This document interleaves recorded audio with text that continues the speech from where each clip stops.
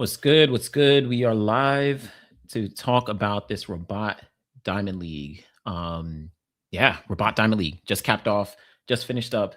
It was pretty good. It was actually, I don't know if I want to say better than I expected, but it was pretty good. We saw some, even in terms of like just the obviously the sprints and the one hurdle event, but relatively light where we saw some, shout out to the women's 800.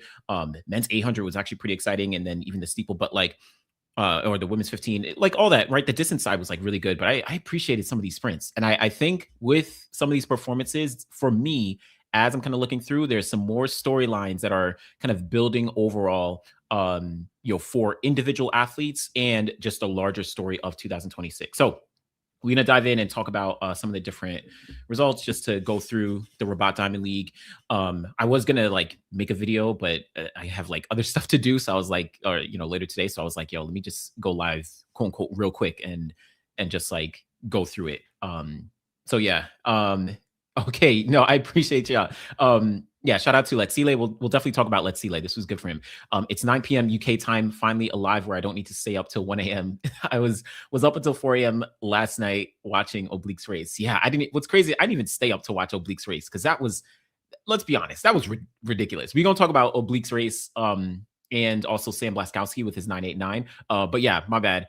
This is obviously a little bit earlier, in the week, in the weekdays, I just can't go live later when I do on Tuesdays. But yeah. Yeah, shout out to you. Shout out to Jamaica. Jamaica had a good showing. Shout out to Tina Clinton. We're gonna talk about it. Yeah, 21 heats in the men's 100 was ridiculous. I thought, and the meet was slightly delayed, right? So I don't know, man. I don't know. It was ridiculous. And it's not even like those J3A Puma meets. Like, I don't think they've ever had that many heats. It was crazy. Maybe, but I don't know. Long meet. But yeah, we'll talk about that afterwards at the end. In the heats, I'm sorry, at that J3A Puma meeting that Oblique ran, his 9.96, they had 21 different heats of the men's 100 meters. Like 21 different heats. It was crazy. And Oblique ran in the very last one, in the 21st. It was crazy. So yeah, we'll circle back to that a little bit later. But yeah, today we're going to dive in, just for those jumping in. Appreciate y'all. We'll be talking about the Rabat Diamond League for today. And yeah, it was madness. Rabat Diamond League, we'll just recap. I think I'll try and go specific. Well, I am looking at some performances. Women's 100, men's 200, women's 200, women's 100 hurdles, men's 400, women's 400 hurdles. So that's what we're going to cover for today when talking about the Rabat Diamond League. Then we'll jump over and talk about Sam Blaskowski. He ran the 9.89 in the 100 yesterday. And then also Oblique Seville. He opened up his 100 season running 9.96. So yeah, so we'll dive in and talk about those. All right, before we jump in, we'll talk about Brian Lavelle shortly. Yeah, there were junior athletes running in Jamaica as well, so that makes sense. It was just so crazy. It's like 21 heats. I think it just dragged on for so long, but I can understand that. Let's see. Oh yes, I saw this about Jamaica. So apparently they're blocking athletes from competing in the next edition if they either DNS the meet from yesterday or didn't manage to run a certain time so officials can get home on time. Yeah, I saw that. I mean, I wish that they would have given heads up because I think they just announced it like the day of the meet. So I wish they would have given heads up to the athletes, but I don't know.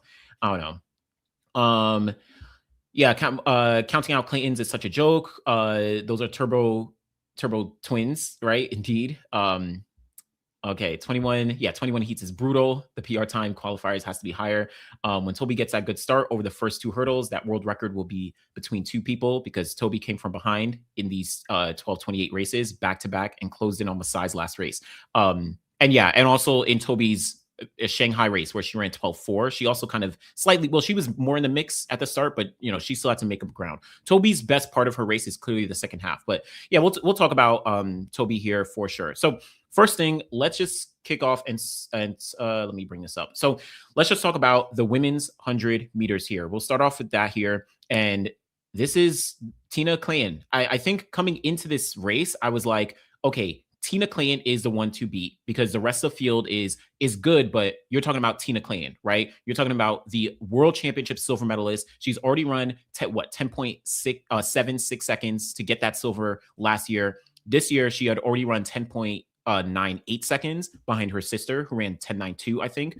And so this was her race to win, and she did it. Like she showed why she is a world championship silver medalist. 10.85 seconds for Tina Clayton, and she was out like an absolute rocket. And yes, it's relative to this field. So if she was next to Melissa or Julian or certain other athletes, right, then her start wouldn't maybe have looked at, or even her sister Tia, right, then her start maybe wouldn't have looked as crazy, because she was out like an absolute rocket. Like she got out from the blocks.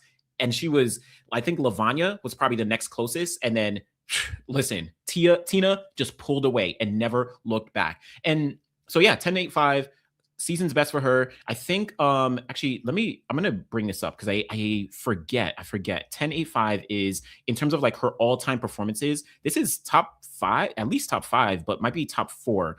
This is for Tina Clayton.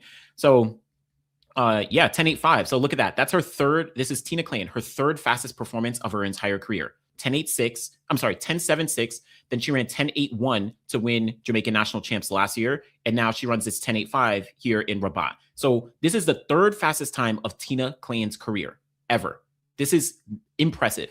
And this is why, to me, I know, shout out to Coach Rob. I know we were kind of like going back and forth. A lot of people came at him, but like, this is why, to me, Tina Clayton is in that upper echelon of athletes where I quote unquote expect. I don't want to expect anything of anyone necessarily, but like I think of her as like the final is like minimum, right? It's now about podium spots because she's gotten the silver last year. She ran 10.76, right? One of the fastest all time.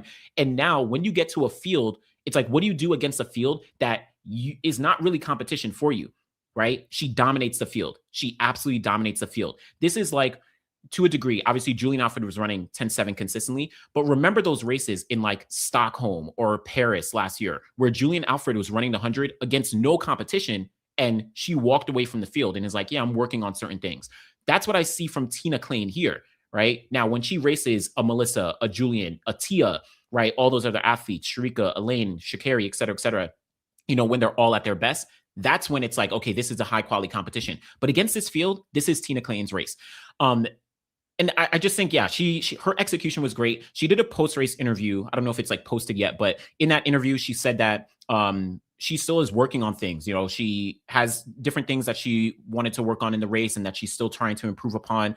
And also, she was not satisfied with getting silver last year. Obviously, it was a big moment and running a personal best 10.76. But at least, again, in her post-race interview here, she said, nah, like I'm still hungry. There's still more that I want, and I'm looking forward to seeing what I can do. So Tina Clayton, impressive. She's up there for me. So shout out to Tina Clayton. Lavanya Williams, 10.95, personal best, improves on her best of 10.96, which she ran a few weeks before. I think it was a week before the World Relays. So she is showing consistency. If y'all remember, she competed at the Miramar Invite, and I think she won that 100 race. And she ran a windy, sub 11. Then she goes to Jamaica, runs a legal sub 11, 10.96. And now she comes here, her first Diamond League race, and she runs 10.95. And she was, for like 2 steps, she was right there with, with Tina Clayton for like 2 steps. But then Tina just like separated, obviously. Like Tina was on a different level. But I like this from Lavanya. Very consistent, showing that she can maintain herself in the mix. I know in her I think it was her last race, she didn't do, again, I'm going to cross-check this. I just want to make sure so I could bring it up. But I know in her last race, Lavanya didn't do that well. I just forget exactly where it was at, but she finished like 4th place in one of her recent races. So it was a little bit, well, I'll bring it up afterwards. But yeah, it's a little bit more mixed, but I think the consistency and her ability to at least show up against some of the best women in the world. I know this wasn't the top high quality, Diamond League meet, but yeah, like she's able to like really put herself together against Tina Clayton. Apologize for the background noise. So I really, really like this. And she had a relatively strong second half after a pretty good start. So shout out to Lavanya Williams. And I think this is the first time we saw her fully kitted out with On. Also like Oblique Seville had signed with On. I don't know if she officially signed, but we saw that she had the On spikes when she was at the World Relays, and now we just saw her in the full On kit. So shout out to Lavanya Williams and what she did there. Jonelle Smith, 11 flat.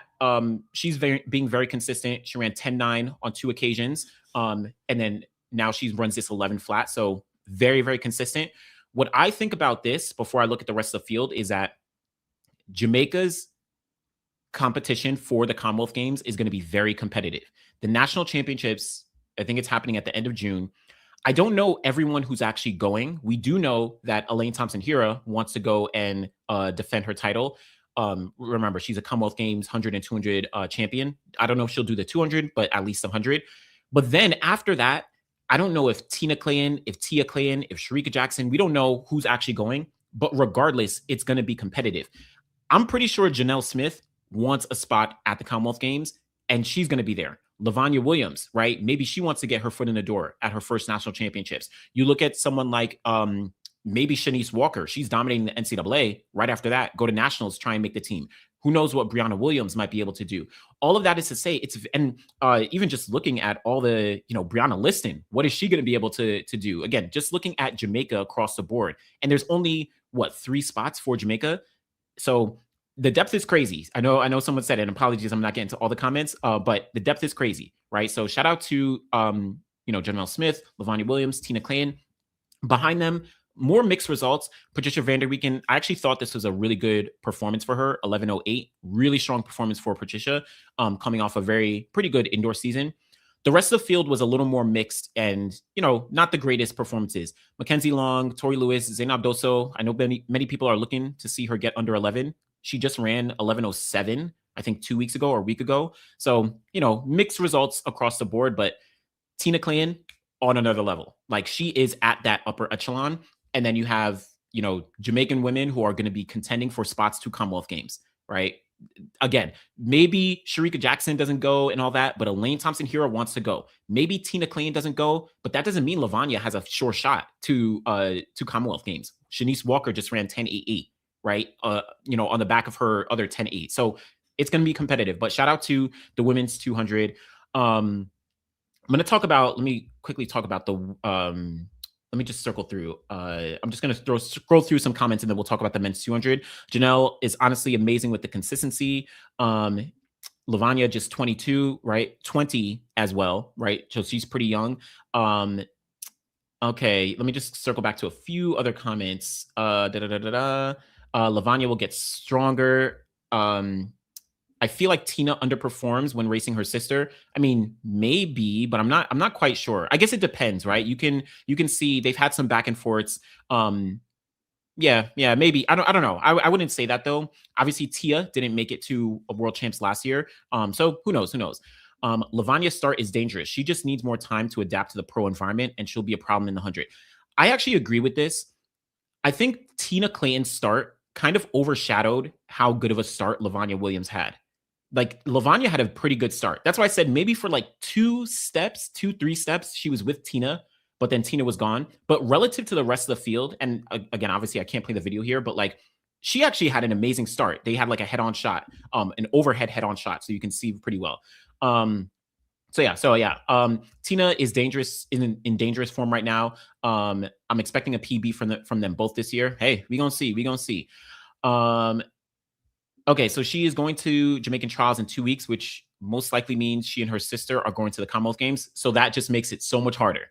Like, Commonwealth Games is so much harder now if you have Tina and Tia Clayen all actually going for it, along with Elaine Thompson-Herah. So, okay, maybe we'll circle back to the Jamaican trials. Oh, my bad. I did say Oblique Seville. Yes, Akeem Blake signed with On. Oh, my bad. Akeem Blake signed with On. Oblique Seville is obviously still with Adidas. My bad. Apologies. Yeah, no one signed Janelle. Definitely get Janelle something, right? Let me see. Let's see. Okay, so Tina will be at trials. Good. Mackenzie Long is starting to go finally. So looking forward to her. Yeah, hopefully she's getting her rhythm. She's been consistent at Global Champs, so in the 200 at least. So we'll see how she gets her rhythm.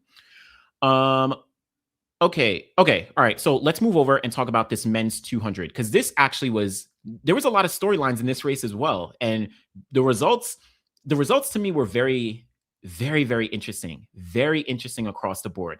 But Kenny B dominates this field. 19.69 seconds for Kenny Bednarek. I mean, Kenny B was out like a rocket. Like around the curve, he was gone. He led the field, for 100 meters around the curve, and no one was able to obviously, catch him. Like he, quote unquote, pulled away, from the field. You did have Courtney Lindsay. Courtney Lindsay was just behind, like maybe 2 or 3 steps behind Kenny B coming off the curve, and then Brian Lavelle was also maybe 2 or 3 steps behind Courtney Lindsay. So it was actually Kenny B, Courtney Lindsay, and Brian Lavelle who were all right in coming off the curve.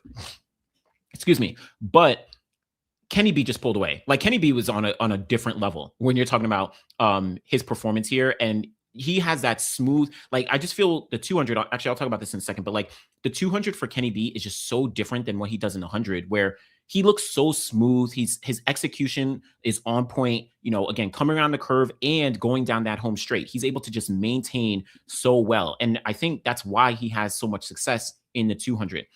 But yeah, this 1969 is actually the 9th fastest time of his career, right? It's like top 10. And actually, let me bring this up, but I know that, shout out to Kenny, I know I don't know. He posted, this is women. He posted that he had the world lead. He obviously doesn't have the world lead.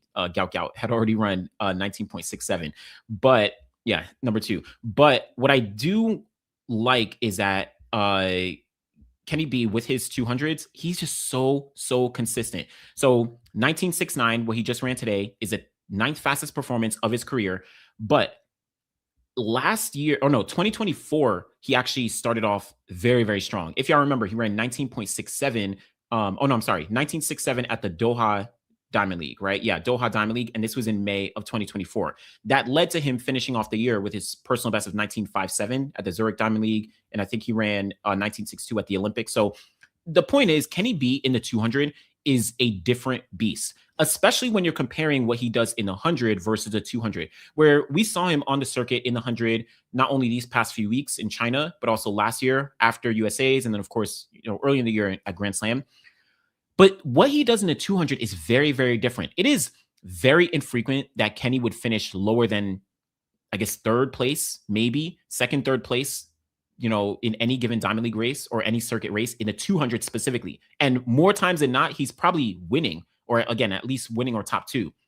100 is a different beast, but I don't know. His execution, like the 200 is where his pocket is at. And I think that speaks to why he has been so successful at the Olympics and the World Championships. I know people are going to clown him for like, oh, you only get silvers, this, that, whatever. But like he's always medaling. Like you can guarantee that he is going to be on the podium, all things considered. Like it's going to be hard to say, oh, nah, I'm a bet against Kenny B getting on the podium. Like, I don't know if you're actually going to do that based on him and his record. So this is just another reason why he is a cut above the 200-meter field across the board. So shout out to Kenny B. He actually pulled out of the Rome Diamond League 100, which is happening next week, but he's going to be running the 200 at the Stockholm Diamond League. So Rome Diamond League is on June 4th, and then the Stockholm Diamond League is on June 7th. So, and he said this in his post-race interview. Again, you might see it posted online at some point, but he said essentially, I have one more race that I'm, one more 200 to go in this early part of the year, and that's going to be the Stockholm Diamond League 200. And I think he wants to really lock in on,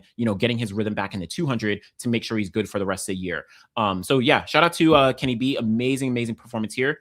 Let's talk about Letsile Teboho. Let's talk about Letsile Teboho. Like Letsile, and yeah, Kenny is way too consistent in the 200. He's always up there no matter what. Listen. Letsile Teboho though. Teboho, he's being in the conversation even while struggling a bit. Listen, Letsile is 19.96.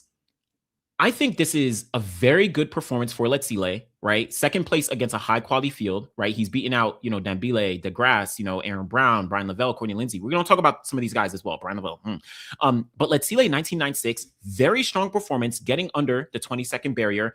But to me, this kind of confirms the disparity between Letsile on the circuit, where in the 100, it's a complete question mark. And we've been talking about this the past couple weeks, right? Where it's like, what is he doing? He's finishing like 7th and 8th or 6th. It's like, who knows what goes on in 100? But when it comes to the 200 and Letsile on the circuit, he is always going to be in the mix. He is always going to be in the mix, right? Whether it is winning Diamond League races in the 200 or finishing, top two. Like, I think that's his pocket on the circuit in the 200. There's a big disparity on how he actually executes. So I don't know. It's interesting. And I know that many people were saying like, oh, well, even myself, I think he's more of a 200, 400 guy versus a 100, 200 guy. But I also think of it, I feel, this is just guess, maybe his mental, focus in the 200 is just a little bit different, and his talent level, like he can get away with not being his best in the 200 to a degree because he's so much more talented than a lot of athletes, right? He has a bigger, he has more room to fall. So 19.96 on paper, not a great performance for Letsile, but he has so much room to fall relative to other athletes. So shout out to Letsile here. He's going to be at the Rome Diamond League in the 100. So that's going to be on June 4th. And then he's going to be running the Oslo Diamond League. I forget what day it is. It's June something. That's where he's going to be running the 200 against Gaukau. And in his post-race interview, again, I've just been pulling all the interviews, from what they've, from this Diamond League afterwards. In his post-race interview, Letsile said he is excited to race Gaukau. He's excited to race him coming up in that 200, and he wants to see what he's about. And that, to me, that gets me excited about Letsile, because when he's excited about a race, that means he's actually going to go out there and execute. And this 200 was probably like a warm-up for it, of like, okay, let me make sure I'm in the fire in the 200 against high-quality guys, so I'm ready for Gaukau to give him a run for his money, right? So we'll get there, we'll cross that bridge when we get there. But shout out to Letsile. I thought this was a very good performance for Letsile, and again, displays that disparity between his question marks in the 100 on the circuit versus the 200. He is on point. So we'll see how that actually plays out. Oh, let's circle back to some comments. I see y'all talking about Letsile's washed, and Letsile hasn't run. Like, I don't know, man. Letsile gets the championships and he shows up, so it is what it is. And yeah, I'll actually, before I move on to the rest of the guys, yeah, I'll say this: people must stop saying Letsile is not a 100 guy. He literally makes the final every year. To be clear, this is what I'm saying, for my opinion at least.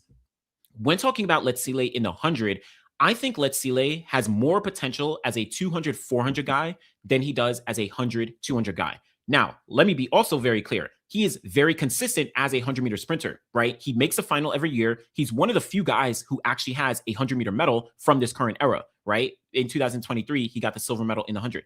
And I think I'm pretty much on record. I've said that Letsile has the potential to run 9.7 in the 100. I think he does have a ton of talent, but I think he is maybe a little bit better suited for a 200, 400 guy, right? So, for example, I could imagine Letsile running like 9.7, but I'm not sure how far down in the 9.7s he can go in the 100. But in the 400, I think Letsile has the potential, like, all honesty, if he like really put his mind to it, if he really put his foot down, if he was like really, locked in with like training, I think he has the potential to be with Busang, with Colin Kebenasipi, right? I think he has the potential to challenge, all these guys as they approach 43 lows, right? I actually do think that. So that's at least my opinion. I don't know what about Ya. Yeah. Okay. So, and yes, he said it in the press conference. He said that he doesn't like the 100 training yesterday. Yes, he doesn't like 100-meter training, and he doesn't, and he likes 400 training, but he was also explicit that he likes doing the 100 and 200 at the championships. Right. That's why, because the question was about Letsile doing the 400 at the, if he wants to contest in the future. And he was like, I like doing the 100, 200 at championships. So it's a whole mental thing. But Letsile is one of the most talented athletes in the 100, 200, 400 that we've seen in a long time. So shout out to Letsile. Let me get to a few of the other guys. Dambile in the 200, 20.03 seconds. This was very impressive for Dambile. Very, very impressive, in my opinion. Yes, it wasn't sub 20. And yes, if y'all remember, he ran 19, what did he run? 19.7. What did he run? My bad. I'm forgetting what he actually ran. I'm just going to cross check like this here. 19.6. I'm sorry, 19.77. Yes, Dambile ran 19.77 to beat out Brian Lavelle out in Africa, one of those meets, I think either Kenya or Botswana. Yes, thanks. My bad. 19.77. So the thing with Dambile is that this was actually a really good performance, all things considered. He had a relatively strong race, and he had a strong finish. Like in the second half, while Letsile was kind of like running away, Kenny B was running away from the field. Letsile ran away from that second pack, and then Dembele was kind of like trying to hold on and had a good second half of the 200. I think this to me kind of to a degree, not fully, but it backs up his recent string of performances. 20.03 is the fifth fastest time of Dembele's career. He ran that 19.77, but also last year at the World Champs, he ran 19.9 seconds, and then he made the 200-meter final. So there is some consistency that, Dembele is showcasing here, and I like that he's able to contend with a relatively high quality field here. He's able to make a World Championship final, and he's able to, do this outside of the altitude in South Africa or Kenya or Botswana or whatever, right? So shout out to Dembele. This isn't groundbreaking, but I do like this performance from Dembele and what he did here. So great time from him. Shout out to Traore. He's getting his footing back after coming out the NCAA. Andre de Grasse, he ran the 19.8, out in South Africa, or I forget. I'm getting my meets mixed up, either South Africa or Kenya, but he ran 19 seconds there. So he's looking to, get more consistent. He'll be in Texas, I think, next week. I'll talk about this guy in a second. Corny Lindsay, also, in the mix, but a good run for him. Aaron Brown had that false start, and then he knew it was a false start. And in his post-race interview, I don't know if any of the things will post it, but like in his post-race interview, he was like, "Yo, I false started, but they gave me another chance." So and he was like kind of a little jittery. So it is what it is. And then Brian Lavelle. So I don't know what to think about Brian Lavelle. He, like I said, he had a good curve. He was right behind Kenny B and Courtney Lindsay. But then he started going backwards. Like he just went backwards. Now, there's a few things to think about with Brian Lavelle here. His last race was a 10.3 in Jamaica, right? In the 100. But he's already run sub 20. He's already run 9.90. So he already has some great early season performances. I guess the question is, one, maybe you can question if he's injured. If he was injured, I question if he would actually go out there and run. In my opinion, he would just drop out, right? He would just pull out. I mean, certain athletes just like pull out of races, right? So I don't know. I think what I think, well, I don't know what I think. I guess I'm thinking that it's possible he's in heavy training, which I know that gets thrown around a lot, but then I don't think he would run this slow, right? Like his last 100, we got to be honest, it was terrible. Like he literally went backwards. He went from third place all the way to last and running 20.44. I'm not expecting him to break 20, but like Brian Lavelle did not look good in this race. So I don't know. But again, if he was injured, then I'm not sure he would actually show up and race here. So question marks. I don't know. Maybe I'm overanalyzing or overthinking about it because he's such a talent coming off of last year. And the start of this year was really, really strong for them. And yeah, you're going to show up if the pay is good. You know what I mean? Like, you know what they going to do, right? But I don't know. Yeah, I don't know. I know a couple of y'all are saying he's injured. I guess it's possible, but I'm also just like, would you show up? Like, are you willing to risk injury, like further injury for a Diamond League here when like Brian already probably has a spot for the World Ultimate Champs, or he'll probably get a spot for World Ultimate Champs where you can be very competitive. Like there's a world where you could see Brian, finishing at least top 3, right? If not top 2. And obviously, you got Kenny. Noah is a question mark on if he'll go, but I don't know. Beating Kenny is a tough task, but like that's where the big payday is. So I don't know. So we'll see. But shout out to Brian Lavelle in the men's 200. I know. Well, yeah. Okay, this is a good point. Perhaps Brian thought he was fine, hence why he ran a decent curve, and then whatever injury started bothering him again, down the home straight. His strides got choppy, and he particularly stopped and jogged. Okay, so this may be a good part where maybe I overlooked. I probably needed to like circle back to the race. Again, I'm not going to play it here, but I didn't watch that full kind of second half. I'm gonna be honest. Yeah, Kenny, I was like, my eyes were locked on Kenny. And then also as Letsile was kind of pulling up, that's where I was like kind of looking. But yeah, I don't know. We'll see. Again, it's just tough. I know injury, but like, yeah, maybe injury. Something happened in the second half and he was like precautious. But yeah, we'll see. What's actually up. Let's see. Okay, yeah, I know the injury. This is so funny. There you go, giving Kenny love and understanding for getting silvers, but Kashane not so much. Yeah, I know Kenny isn't the fastest in the 2, but that's funny because you can go back and watch mad of my videos, and I actually give Kishane mad support. I actually defend Kishane a lot for saying people make fun of him for getting silver, but he is consistently on the podium. Like, so it's so funny because like people sometimes come at me for defending Kishane so much when it's like, why are you defending Kishane when Oblique was a champion? I did an interview with Kishane in Tokyo at the World Champs last year after he got silver, and people are like, "Why are you talking to Kishane? What about Oblique?" It's like, come on, yeah. So I don't know, but hey, all my record is online, so you know you can do what you will with that.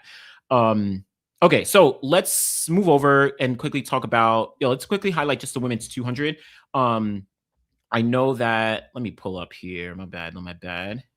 I know that in the 200, not Sha'Carri, Sharika Jackson, she pulled out of the race. You know, who knows exactly why? Maybe she's just been running a lot. But shout out to Cambria Sturgis, 22.21 seconds for Cambria Sturgis. She's been very consistent this year. She's already run 21.9 this year.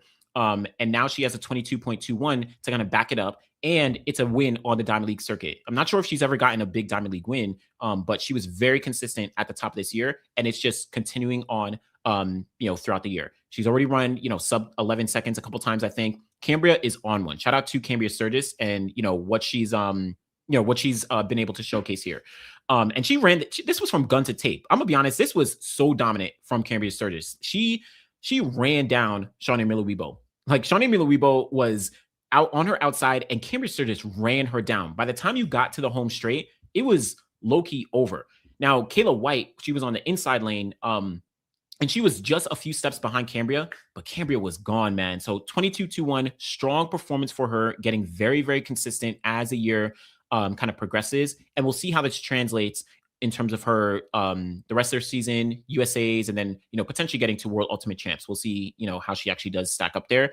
And then you had Kayla White. Kayla White, 22.28, much better performance than she had run 22.6 earlier this year. And I did like the first half, kind of the first 150 of her race, and she held on pretty strong. So Kayla, very, very excited to see what she does here, or what she did here. Andre Leduc, 22.41, great performance for her. And then Shawnee Miller-Weibo. I think like many people, expected, okay, yeah, Lloyd, yeah, you said, what happened to Shawnee? I expect her to take this. I actually expected her to take this as well. I was like kind of changing the thumbnail of this because I put Shawnee on it. Like, yeah, she's probably gonna walk away with this. But my thought process is that I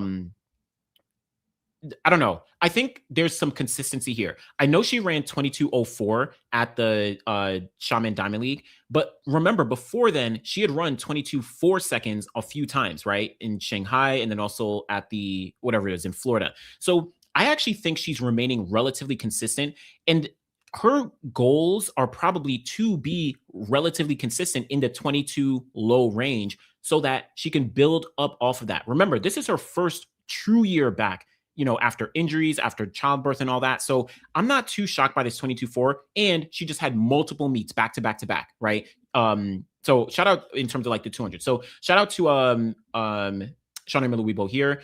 And then also Mackenzie Long. Mackenzie Long, 22.43 is actually a pretty good performance.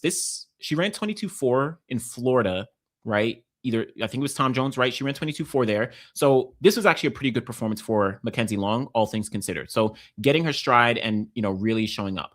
But yeah, shout out to the field. Shout out to Cambria. I think I mentioned on a previous live, but I was the schedules were kind of like getting fixed up, but we were supposed to talk. We'll talk probably very soon in terms of like interviews. So shout out to Cambria. Let's talk about the women's 100 hurdles though. Tobi Amisan is on another level. She is just like Masai Russell. Tobi is separating herself from the rest of the field. 12.28 seconds for Tobi Amisan. 12.28 seconds for Tobi Amisan. Amazing performance. This is the exact same time that she ran last weekend in Xiamen. And this, I think, gives her, I had to note it down. Yeah, she now has 7 marks. And actually, let me just bring it up for Tobi Amisan. She now has 7 marks under the 12.3 second barrier. Like, Tobi Amisan is very, very consistent when talking about the 100-meter hurdles. And similar to Masai, it's dangerous. It's dangerous. We're talking about 1, 2, 3, 4, 5, 6, 7, in addition to the world record. Like, Tobi is getting very consistent. And most of these marks all these 12 2 or I'm sorry, yeah, 12 2 or faster, 2026, 2026. We're talking about 2025, 2025, right? Yes, she has her world record from 2022, but her next time from 2022 was 12.29. Look at these four performances over the past, 2 years, this year and last year. Toby is arguably in the form of her life. In like she's coming up there. So I actually think, and I might have said it in the video that I did about Masai Russell. I think that Toby and Masai are capable of getting under that world record, right? I really, really think it. I think that Toby is in better form than in 2022. It's just a matter of when she's going to get, towards that. And look at this. These 12.2.8s from this year, they were run in May relative to everything else that were run in August, June, July, September. So she and with her new coach, with Glenn Mills, right, down in Jamaica, and she said she's not sure about Commonwealth Games, but she is very sure about Ultimate Champs. So she knows the target is September. Don't sleep. Including myself, I'm very high on Masai Russell and her consistency, but Toby is right there. And she is doing this without getting a masterful start. I know someone mentioned it earlier, but like she's not getting like the explosive start that, some of these athletes are getting. She is really making up most of her ground in the second half of her race. Like Toby is dangerous, very dangerous. So shout out to Toby Amisan with this 12.2.8, clear of the field. But Devin Charlton, I'm even sleeping on Devin Charlton to a degree. 12.40 seconds. I'm gonna bring up Devin as well, but 12.40 seconds for Devin Charlton is a level of consistency that she's literally never had in her entire career. Last weekend, actually, I'm gonna just bring it up here. She ran 12.3 on two different occasions out in China. And now she runs 12.40. Devin Charlton has just run the three fastest times of her career in just the past 3 weekends. May 16th, she runs 12.37. May 23rd, she runs, I'm sorry, May 16th, she runs 12.38. May 23rd, she runs 12.37. And then May 31st, she runs 12.40. Three fastest times of her career. And she also knows what the goal is for 2026. Listen, Devin Charlton is on one. And obviously, we know her as like probably the best starter in the world when talking about the hurdles. Excuse me. But once she puts her whole race together, when she puts her whole race together, she's going to be dangerous. Devin Charlton is someone to look out for. So shout out to Devin. Amazing race. Nadine Visser, I think this was this was her season's opener in the hurdles. 12.47, great performance. And then shout out to the rest of the field across the board as well. Listen, Toby was on one. Toby was absolutely on one. Let me get through some comments real quick, and then let me just roll through the rest. Let me talk about the men's 400, and then the women's 400 hurdles, and then I'll go through some comments before I jump over to Oblique Seville and Sam Blaskowski. Men's 400, this was a good race. Ja'Cory Patterson, 44.11 seconds for the win. This was a very close race as well. You had Kayla McCrae was right there. Zakiti Nene was right there. Obviously, Matthew Hudson-Smith, he was on the outside lane. He was right there. Bapu Ndori was kind of in the mix as well. But this was a great, great performance across the board for Ja'Cory Patterson. And what I'm looking at with Ja'Cory is how, obviously, he had that race in Grand Slam track where he ran sub 44 seconds, right? And that was a springboard for him to secure his Nike deal. But then once he got that deal with Nike, listen, Ja'Cory has been on an absolute roll. I know that he probably had one of the better seasons last year and then didn't medal at the World Champs, but he made his first global final, at least at the World Championships outdoors. He ran sub 44 seconds, I think, a couple times last year, and now he is racking up wins against high-quality fields. Matthew Hudson-Smith, Kayla McCrae, Zakiti Nene, Bapu Ndori, right? Molar is in here. You have Quincy Hall. So this is a high-quality field that Ja'Cory Patterson is able to take down, and he's running relatively fast. Now, sure, we've already seen, Kevin Asipi, he's already run 43 seconds, right? You got Ogazi in college. He's run 43. Also, the other dude from Florida, he's run 43. But Ja'Cory Patterson, he's getting very consistent. So keep a lookout for him. I'm very, very excited for him. Also, Matthew Hudson-Smith, he is, quote unquote, back in a sense. 44.25 is very strong for Matthew. He went out very strong, went out very fast relatively, and he was able to hold on in that last 100 to be able to get the second place. 44.25 is actually the seventh fastest time of Matthew's career. And we know him as the Olympic silver medalist. We know him as the world championship silver and bronze medalist. Like he has already proven himself in this era, but now he's getting back into form after some injuries and setbacks. So listen, you can never count someone. And this is kind of like, I don't know if it's my motto, but it's just the idea that you can never count an athlete out if they have shown themselves to be extremely talented, right? They have that room to fall. And once they get healthy, they're going to be back. So Matthew, he's a veteran of the game, but you cannot count him out. 44.25 is very strong. Caleb McRae, he already opened up with 1,400 a few weeks ago. Now he's right back, 44.40, season's best. Great performance for him. Amazing performance for Caleb McRae. Zakiti Nene, he's been, running on the circuit a lot already this year, but you can never count him out. So we'll see. And then Quincy Hall, I know someone noted it. Let me see. And I'll just because I clicked it. Nene is worrying me with the consistency on 44.4s, but I guess you start somewhere. I think as you because remember him and his team and his they were probably like looking towards world relays to like really put a good performance there, and they had like the national championships and all that. So I think he probably is like having his season go in waves, where by the time we get to World Ultimate Champs, I think Nene will be fine. I wouldn't be surprised if Nene gets under his personal best, the 43.7 later on this year, especially with Busang, especially with, all these guys. I think so, but we'll see. But just to circle back, not worried, quote unquote, or yet about Quincy Hall. He opened his season like he usually does, closing the gate. He has more in the tank. I 100% agree with this. I know that people are going to look at Quincy Hall and his 45.54 as like, man, what's going on? Let's be clear. This is his first race of the year. He was injured. In the press conference, he spoke, openly about, his hamstring injury and all that. He tried to like push through it last year, but he was like, nah, let me shut it down. So that's why he didn't go to Worlds. But just to take a look at Quincy Hall, I'm just going to bring up Quincy Hall very quickly here. Just to take a look. Look what he did in 2024. Obviously, this is not a perfect, we don't know what the season's going to look like. But look in 2024. He, let's see. So he opened up in early May down in, this was in Doha. He ran 45. This is 2024, Quincy Hall, 45.98. Then he went to the Rabat Diamond League in 2024 and he ran 45.52. Today, in Rabat, he just ran 45.54 in his first race of the year, coming off injury. In 2024, Quincy wasn't coming off injury when he started off with these 45s. But look at the progression. Right? Because remember, 2023, Quincy got the bronze medal at the World Champs in the 400, and he jumped right back into 2024. But he progressed 45s, 44s, like perfect progression all the way down to the 43.40. Like literally perfect progression throughout the year. You know what I'm saying? Like literally perfect progression. 43, like you can't get any better than this. You know what I'm saying? So Quincy Hall, I think he's fine. And he said that he's healthy, he's back. So we gonna see. Oh, good call. My bad. Zakiti Nene, he skipped nationals. Life Pile ran them. Wonder when we'll see him again. Good point. Okay, I forgot that Zakiti actually skipped nationals.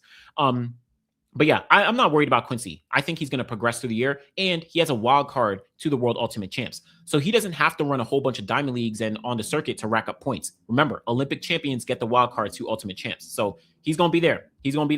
I think he's in a good position to see what's up. All right, so last one to talk about is just the women's 400 hurdles.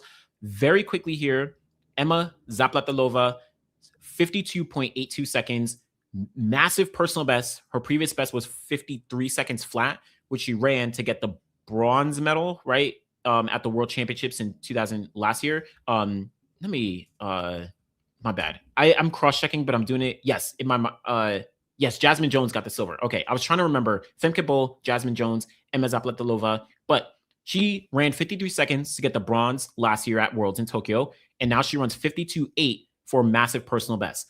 She now is the 20th fastest athlete of all time. Well, actually, I'll just talk through it, but yeah, 20th fastest athlete of all time in the 400 hurdles, and she's on a run. She's having a very, very good run. She's likely going to be the European champ when we get to, well, she's probably the favorite for European championships when we get to, a few weeks from now, right? August or July. Someone could let me know. I forget. So yeah, look out to see what she actually does. Anna Cockrell, she also is in some good form. She just broke the American record in the 300 hurdles, number 2 all time in the 300 hurdles, only behind Femke Bol. And Anna, she kind of like stumbled coming off hurdle 9 in this race. So I think she would have been, I don't know if she would have beat Emma, because Emma really had a strong kind of like coming off the hurdle 10. She really pushed. Anna, though, I think she would have gotten under 53 seconds here if she didn't stumble. Again, I'm not sure if she would have beaten Emma, but Emma and Anna are in some great form. So shout out to Emma Zapolova, Anna Cockrell, and also shout out to Rochelle Clayton, 53-7, far back from the rest of them, but she's a veteran of this game. Remember, 2019, she got a bronze. 2023, she got a bronze at the World Champs in the 400 hurdles. 2024, she set a personal best of 52 seconds in the 4 hurdles. So listen, she's someone you can, definitely keep an eye out for. And then shout out to the entire rest of the field as well. But yeah, that's his Rabat Diamond League. We're going to talk about Oblique Seville in a second, and then also Sam Blaskowski. But just to circle back to a few comments. Yeah, Emma really showing she's no fluke. Absolutely. And she had a very good indoor season. Yeah, Quincy don't like to train too much. I know he's spoken about that as well. He trains by himself. So yeah. Let's see. Okay, wish we would see a lot of 43s this year. So Ja'Cory and Matthew Hudson-Smith looking like they'll give that to us. Yeah, I think Ja'Cory, Matthew Hudson-Smith, Jareem Richards might be in there. Obviously, we already got Busang. Muzala Makonga, I think, is going to be there at some point. I wouldn't be surprised if, obviously, Ja'Cory, also Caleb McRae, he'll probably be under there again. Christopher Morales Williams, I think he'll break 44 seconds this year. And then probably Bapu Undori. I don't think Bapu has broken 44 seconds in his career. I think he probably will this year. But, I'm probably reaching, though. That's a lot of 43s. But, we'll see. We'll see. I just want to circle back very quickly before I move over to Oblique and Sam Blaskowski. Yeah, Cambria Sturgis finally getting her flowers. Let's see. Yeah, I didn't see the hurdles. Yeah, the hurdles didn't show it on TV, so I don't even know. Or on TV, I was watching on YouTube. But yeah, okay. And then I know someone was sending something. Okay, I don't know. I got to circle back, but yeah, Shanae probably tired. She's been on the road back to back. At least she still ran 22.4. Yep, exactly as I said. Yeah, might see a repeat of 2022 from Toby. Again, her and Masai, they're on world record watch. I think we're going to see some good ones. Toby just needs to put that first half of her race together. Listen. Okay, and then yeah, shout out to Marione, if I'm pronouncing it correctly, but she's someone who's very much, a rising star for South Africa. I don't know if she's rising star. She's been here for a little bit, but yeah, she has some talent. She has a lot of talent. And then yeah, for Toby, 12.4, 12.2, 12.2, past 3 races. Those last 12.2 is silently loud. With a great start over the first 2 hurdles, I don't know who will catch her. I think it's her and Masai. Masai is obviously there, and Toby is there. So listen, and Toby Amisan running 11.92 this year. Whew. So you talk about almost 11.8, bruh. I don't know. That's great, but who knows? Okay, and then yeah, she closed in on Masai in that last race. That's true. But I think both of them, man. I'm glad that Devin Charlton is doing so well in her outdoor season. She's finally putting it together. Devin she's like a silent killer right now. Devin is getting there. I think it's on paper in terms of times. Oh, okay. Actually, no, sorry, I read the second half. So you're saying this is a Masai era. Toby won because she was not there. Listen, go watch my full video of the 400 the women's 100 hurdles and like giving Masai praise. You have to also put in context, this era is so competitive. Masai Russell hit a hurdle at the World Champs last year and so wasn't able to actually get a medal. That's what's happening. And you can be as dominant as you want on the circuit and you can run these fast times, but if you don't execute when it matters, which is part of the hurdles, you can't say, oh, they didn't, if they didn't hit this hurdle, then they would have won. But that's the point, right? Like you can't hit the hurdle. So all of that to say like, yeah, sure, Masai Russell wasn't there, but Masai Russell wasn't supposed to be there in 2022. She was still too young. She wasn't, this talented of an athlete, but you can't deny what Toby Amisan is doing right now. I think this is the best. I think these past years for Toby, 2025 and now 2026, these 2 years have been better for Toby than 2022 on paper, already better. Now, what she did at the championships is one thing, but she has already shown more consistency in 2025 and 2026 than what she did leading into Eugene in 2022. So I don't know. Toby, this is also where Toby is right there as well. So don't sleep on her. Um, Okay, you see what Perdita Felician and Aaron Brown said about Dos Santos, new braids, giving him that extra power to beat Warholm. Just look at Patterson. Yeah, I didn't get to see it, but shout out to Perdita and Aaron. What you call it? Maybe. I think that Alison Dos Santos is younger, and now he's kind of like quote unquote getting his stride. He's already a world champion. He's already run 46 a bunch of times. But I think he's going to get an opportunity to step up. But I'm probably going to make a video on this. I also don't want us to downplay Carson Warholm. Carson Warholm is still very much in the conversation, right? But, shout out to Dos Santos. I'll say this.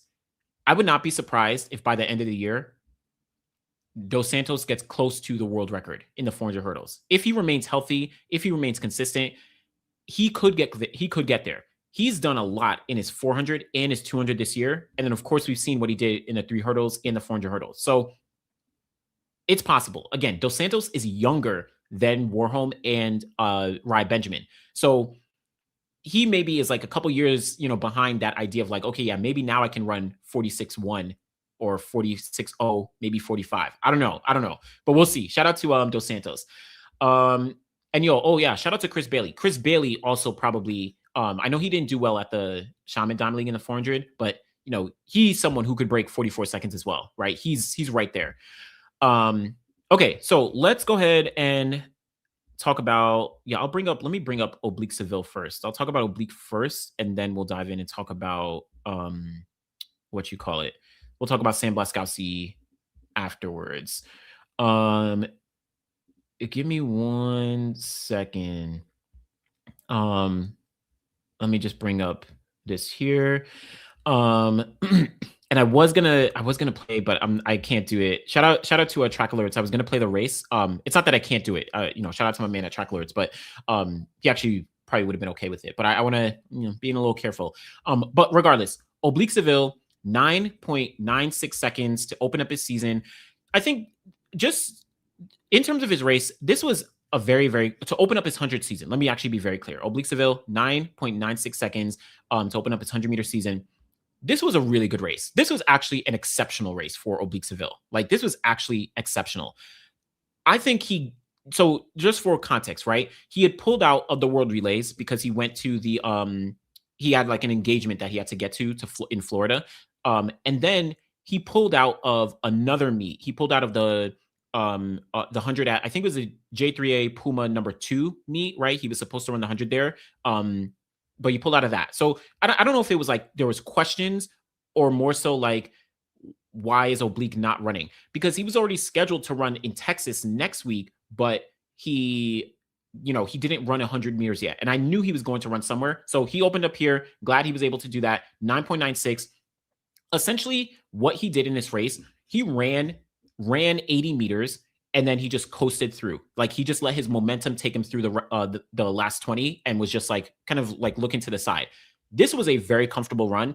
And I think it's undeniable that this was a 9.8 run for Oblique Seville, right? Like, I think we can all probably agree if Oblique actually ran the last 20 meters, a full 100, he would have run 9.8. Now, I'm not saying he would have run 9.80 or 9.81. Like, he probably would have run like 9.89, 9.88 or something along those lines. But focus is he's healthy, he's ready, and he looks like the Oblique Seville that won the world title last year. It's going to be very hard to actually beat him throughout the year. So shout out to Oblique Seville here. He's going to be in Texas next week on Saturday. So the Lone Star Grand Prix, he'll be running the 100 there. He's going to be going up against Trayvon Bromell. You're going to see Zarnell Hughes, Andre DeGrasse, Ronnie Baker, Max Thomas. Well, though Max is injured, so I know Max just got injured. And then you have PJ Austin. So you're going to have a pretty strong field and probably some other athletes there as well. But Oblique Seville, I'm looking forward to the first, Diamond League race or big race where he races the Noah Lyles, right? He races the top guys. Like, I want to see them, Jordan Anthony's. Like, I want to see, those guys line up for the first time this year. We'll see. And he has the wild card to the World Ultimate Champ. So, he doesn't have to worry about, getting points and all that. So he'll probably have like a measured season. But shout out to Oblique Seville. Shout out to Oblique. And yeah, as I said, Oblique, he slowed down. I wouldn't say, let me be clear. Oblique didn't slow down like in that last 80, or I'm sorry, in the last 20 meters, right? After he ran 80. He just coasted, right? He just let his momentum take him through the line. And that's why I think it's a little kind of like skeptical. Even as you look at like Bolt in 2008, though that was probably a little more extreme, but it's the idea that like athletes don't put the brakes on in the last, 20 meters or 15 meters or whatever it is. It's like they just let their momentum carry them through. That's why when I say I think Oblique would have run 9.8. He would, if he was like going full throttle, he probably would have still run like 9.88, maybe 9.87. Like I think we maybe overestimate how much faster an athlete would run if they were still, kind of fully running. But he had just essentially just let his momentum pull him through, the last couple meters in this 100-meter race. But overall, it's a point that he looked very, very good. Yeah, he looked easy over that last 20.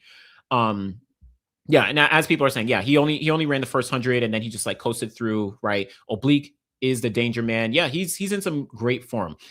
He's in some great form. Oblique was careful from the start of the race, what coach ordered. Okay, let's see. So he pulled out of the meet a couple of weeks ago because the meet was being held on the training track and not the national stadium. That the training track and the training track isn't the best quality for their top sprinting. Okay, that's fair. That actually makes sense, or it could be fair. I mean, I guess I understand it. So they had this meet at the national stadium. So okay, that makes sense. And obviously, it showed he put a great performance in. I want to see him Oblique Seville against Jordan Anthony to see if Anthony is all talk. Hey, I want to see that matchup, right? That's what I'm looking forward to seeing too. I want to see what Jordan Anthony does against the rest of the world in the 100 meters, right? Shout out to him getting a big race in that 60. Now, how are we going to translate that to the 100? He's already had some races, Tom Jones, and then the 200s and all that in Tokyo. But like, listen, let's see what Jordan Anthony is doing. Let's see what he's doing. Thompson is a man in Jamaica. Yeah, I think people downplay Kashane Thompson getting back-to-back silvers, but he's consistent, right? And he has the 9.75, the 9.77. Now it's a matter of, okay, I mean, he's injured. Well, the last thing we heard about Kashane is that he was injured, right? He pulled out of World Relays because of some slight injury or like precaution. So, and he pulled out a bunch of races since then. But we'll see. Like, how does his 100-meter talent and back-to-back medals, how does that translate moving into the future? He's still young too, so you can never count out Kashane Thompson. So yeah, I honestly think Oblique Seville and Kashane Thompson are the quote unquote man, right? Like they are the guys in Jamaica. I would say it's maybe a little overstated. Yes, Oblique Seville has the gold medal, but I don't think there's this massive gap where Oblique got the gold medal and he just like shot way ahead of Kashane Thompson, right? I think it's still relatively close, all things considered. So I don't know, but yeah. Okay. I'll do this before I talk about Sam Blaskowski. I've been looking at the entry list for Jamaican trials in 3 weeks, and the only top MVP sprinters to be entered so far are Ron Watson, and Tia Clan so far. The trials are for the Commonwealth Games, Pan Am Senior Champs, and Central American and Caribbean Games. And when looking at Tia's entry, she only has the latter 2 champs listed. Okay, interesting. So I guess that's the question, right? What is it that athletes, who is going to be competing at Jamaican champs to qualify for Commonwealth Games? And as you said, these are like early entries. And then what is the goal for each of these athletes throughout 2026, right? What are they actually trying to achieve? Is Tia Clan actually targeting Commonwealth Games, or is she just going to compete at Jamaican trials as a springboard to get to, ultimate championships, right? Like to just use it as a competitive event. Does Oblique or, well, you're talking about MVP. I don't think we're going to see Kashane Thompson at trials. I highly doubt it, just based on how the start of the season has gone. I'm very skeptical that happens, but it could happen. Tina Clan, what does she do? Right? Does she go to trials? Sharika Jackson, does she go to trials? It's a whole, and that's like the MVP group. Then you add in Oblique Seville. Is he going to go to trials? Right? Brian Lavelle, based on this past 200, like, is he going to go to trials? I mean, it's a question mark when we're talking about Jamaicans and actually going to trials. Now, who we can expect are probably the likes of an Akeem Blake, right? He'll probably be there. We're probably going to see Lavanya Williams and Jonelle Smith, Brianna Williams. Like some of those athletes are probably going to show up. As you said, Ron Watson, probably Raheem Ford, Adrian Carr, right? Like certain athletes we're probably going to see, but those top echelon, who knows? Okay. Noah and Oblique have been my favorite rivalry in the 100, but I feel like Oblique versus Jordan might overtake that. It could. And for me, in terms of talent execution, and I've said this many times, I think that Jordan like has more talent. I know I don't want to say more talent, but like I think Jordan has a higher ceiling than someone like Noah Lyles, and I hesitate because Noah Lyles is so talented and he's proven himself so many like throughout his career. So it's like yeah, I can't say he's not talented, but I guess I'm just looking at like some of those technical aspects. Um, but the problem is Noah and Oblique in terms of their rivalry, we're talking about multiple years at this point, right? Like you're talking about years. I don't think Jordan can like supplant that rivalry yet. Because you got to think back, 2024, you know what I'm saying? Entering the Olympic year where we saw that Racers Grand Prix, Noah was the world champion, right? And Oblique had, back-to-back fourth places. You get to the Racers Grand Prix and it's Oblique takes down Noah Lyles on home soil. And then Noah Lyles goes on to win the Olympic gold. Like you can't, that's not an overnight thing. And you can't like Jordan has to like work towards that. That's like 2028. It's like, okay, we'll see what Jordan versus Oblique versus Kashane, will actually look like. But yeah, so but I agree. In general, I agree here. I like the rivalries. I like the competition. And I'll say, actually, before I say that, let me see.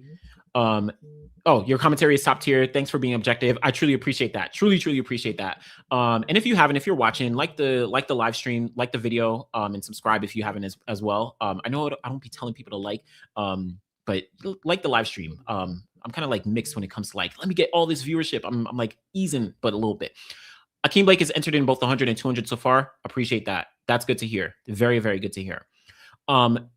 One thing that I just wanted to say before I move on, I just want to highlight Sam Blaskowski, but with thinking about like Noah Lyles versus Oblique Seville, Jordan Anthony, Kashane Thompson, right? Like all these kind of rivalries, I'm trying to think about how we and like me, how we frame certain things. Cause I know like the times are so heavy and I get so excited about the times, but I wonder how we can continue to build up the rivalries. And I know many people have like try to build these things up, but in an almost inorganic way, right? Like I feel like these things have to naturally come about to shift our focus away from just the times, but into those rivalries. And I don't think I don't think there's a way to actually do it intentionally without it being more natural. I know people are even trying to like create I don't know, Gabby versus Melissa on all these things, or like I don't know. There's certain things that can come up, but I don't know. I don't know. We could. I don't know. It's something I've just been thinking about with these different rivalries. Like a lot of people trying to force rivalries, but like I feel things are a little more organic. And they come up more organically than we actually think. But then also they do get pushed. I don't know. Okay. Sorry, I'm just looking at these 9.6 this year. I don't know. I'm not predicting anyone to go 9.6 this year. I do think Oblique, Kashane, and Jordan Anthony have the talent to get to 9.6 one day. But I'm never actually saying, oh, nah, this athlete is going to 100% do 9.6. I don't know if I'm ever saying that until I see it, until I actually see it. Let me see. And just to, okay, before I go to Sam Blaskowski, it's not a rivalry. Oblique gives Noah a belt most of the time. Nah, that's just objectively false, right? Like, I think last year Oblique Seville beat Noah Lyles a whole bunch of times, but then like you're looking at just the past year. But then when you look at what occurred all the previous years, Noah has been able to take down Oblique, especially at the championships, right? So at the Worlds and the Olympics. So I think that has been a good back and forth. So, all right. And then last one before I talk about Sam Blaskowski, will Ajayi run 9.82, the collegiate record? Watkins will be there. Maybe. I think Ajayi can get there. I think he could definitely get there, and it could happen. Christian Coleman's 9.82.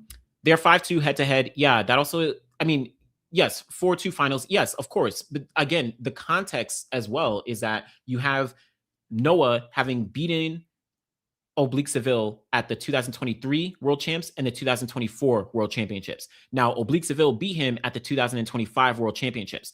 Now, in between then, you have the 3 races where Oblique Seville beat him. The 2 Diamond Leagues last year in the 100, and then also the Racers Grand Prix in 2024. So I think everything needs to be put in context. I honestly think it's still wait. How is that possible? How is it that Oblique is 4-2 in finals versus Noah? That doesn't make any sense, right? And I'm just oh no, I'm sorry. Yes, 4-2 in finals. Yes, my bad. 2023, 2024, and then yes, Oblique has 2023, 2024 World Champs and Olympics. Noah beat Oblique. Then Oblique beat Noah at the 2024 Racers Grand Prix, the 2025 Lausanne Diamond League, 2025 London Diamond League, and 2025 World Champs. Yes, that makes sense. Okay, so 4-2. But it's yeah, it's a rivalry, but I don't think it's like a blowout in any capacity. So yeah, okay. So we gonna roll with that. We gonna roll with that. Hold up 1 second. Let me see. But okay, let me talk about Sam Blaskowski really quickly here, and then we'll circle back and let's see. Let me pull him up. We'll circle back and I'll get to a few other comments, and then we'll pull that here. So let me just pull up Sam Blaskowski and his whatever it is, a 9.89. Just pulling this up, and then I'll get to a few different comments. All right. So shout out to Sam Blaskowski.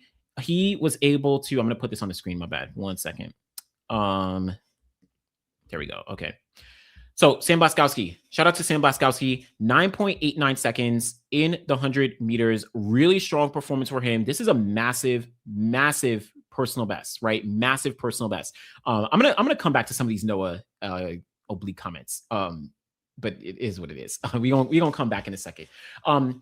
Yeah, so shout out to Sam Blaskowski, 9.89 seconds. Actually, let me just put this one on the screen. This will be a little bit better just for the context. 9.89 seconds for Sam Blaskowski. This was a massive personal best. Massive personal best. His previous best was 10.05 seconds from 2024. And he had run 10.0. I think in the semis here or in the heats here, he actually ran 10.07. So he had actually been putting some good performances down. Yeah, he ran 10.07. And then we get to the final and he runs a 9.89. So big personal best for Sam Blaskowski here. And this is kind of a big story. I know people are going to be like, he took down Christophe Lemaitre in his world record situation, all that. Shout out to athletes. But Sam Blaskowski, I mean, he's finding his form, right? He's now training down with Dennis Mitchell in Star Athletics. So he's around Kenny B, Kyrie King, Aaron Brown, Courtney Lindsay, Brandon Hicklin, and all those guys, Christian Coleman. So he's in that group now with Star Athletics, and he's making some good progress. Probably, this has been a big, big jump in his career. But he looked very powerful. Obviously, I can't play the race, but he looked very powerful and pretty controlled throughout the race. He had his head was down for a relatively long time, but he was able to come up and he was able to execute down the track. Yeah, and just for context, I know I'm gonna come back to some comments, but who the hell is Sam Blaskowski? Sam was a D3. I encourage y'all to check out Coach Rob. He did a video on Sam Blaskowski. He did a couple videos, but Coach Rob did a video kind of breaking down Sam Blaskowski.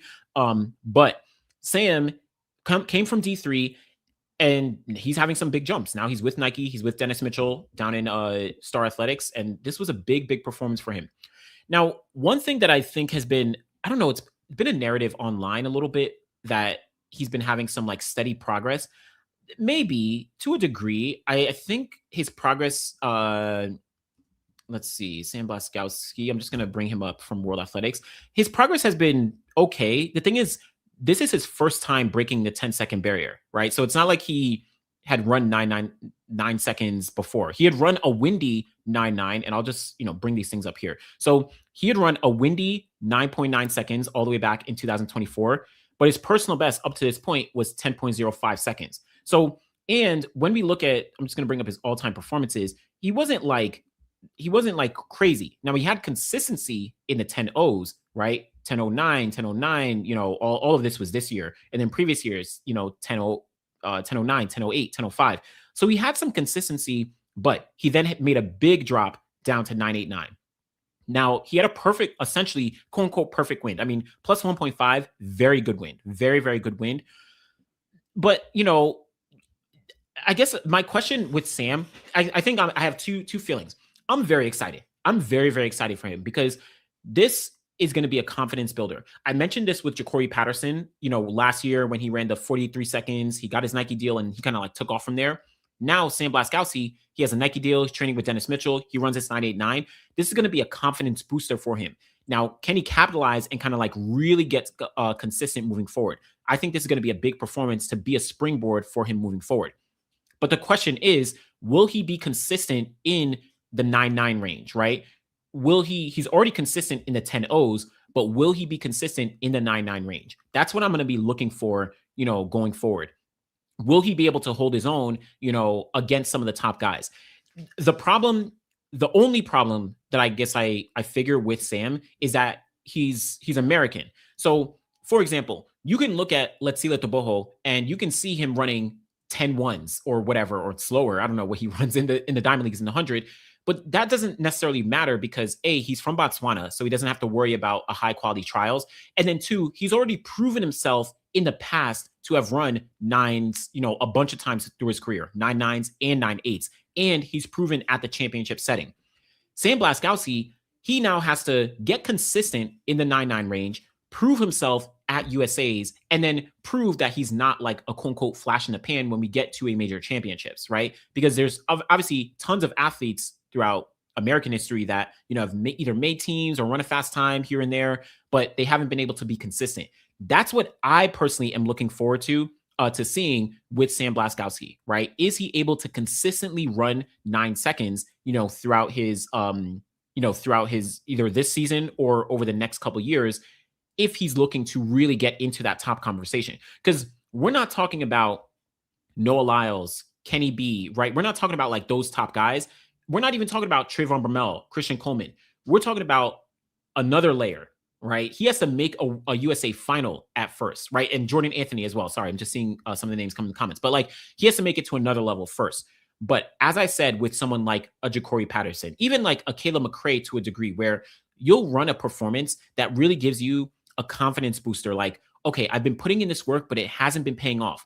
Now this performance, oh, okay, this hard work has been paying off. And now this is going to be my springboard. So I'm excited to see where Sam Blaskowski goes, over the next couple of weeks and months as we look forward to 2026. And then also heading into 2027 and 2028. He's going to be, someone to really look out for. But shout out to Sam Blaskowski. Excited to see, what he actually does and how he kind of plays out here. But yeah. Let me see. Okay, so I'm going to get to some comments in a second. But let me just circle back to just the Sam Blaskowski, because I also want to circle back to some of these Noah and Oblique comments. And I know you said it.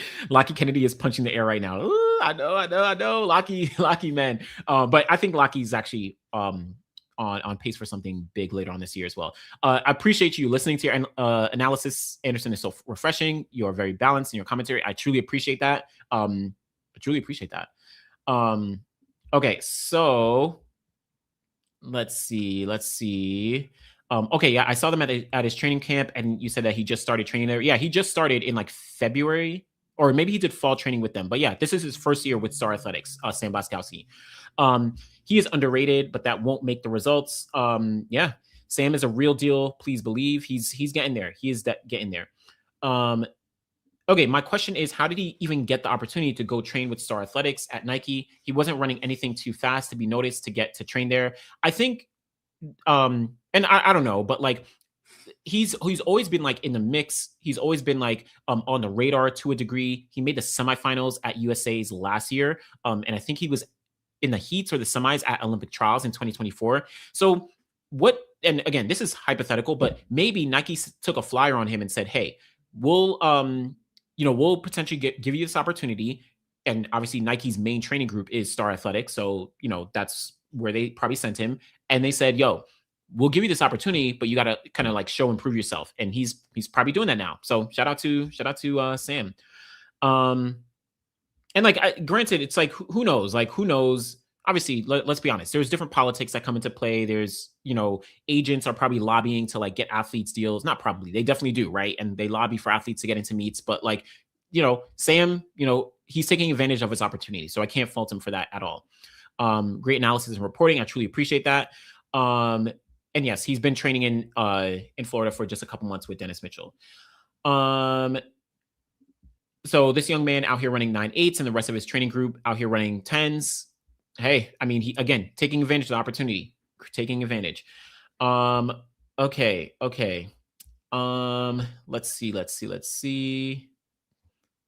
Um, okay. And yeah, I know people are having the questions about, Dennis Mitchell and the training group. I mean, you could have the questions. I ain't mad at it, but the way I go about it is like you just gotta obviously we know that there's doping, there's cheating across the entire sport, but like I can't make an assumption on any athlete or any group based on assumptions, right? So you can go based off past, whatever, but the way I go about things, like if you get caught, you serve your time and then you're back in the sport, you're back in the sport. If you haven't gotten caught, you're not caught. And yes, the system isn't perfect, but we kind of have to like operate in the confines of the system as it is, or else you're just going to be skeptical about everyone, and that's your right to do it as well. That's your right to be skeptical. I think we should all have a level of skepticism, but like I don't know, I'm not going to have skepticism about an athlete. I see Sam Blaskowski putting in the work, and really showcasing his talent. So we'll see how he actually does play out there.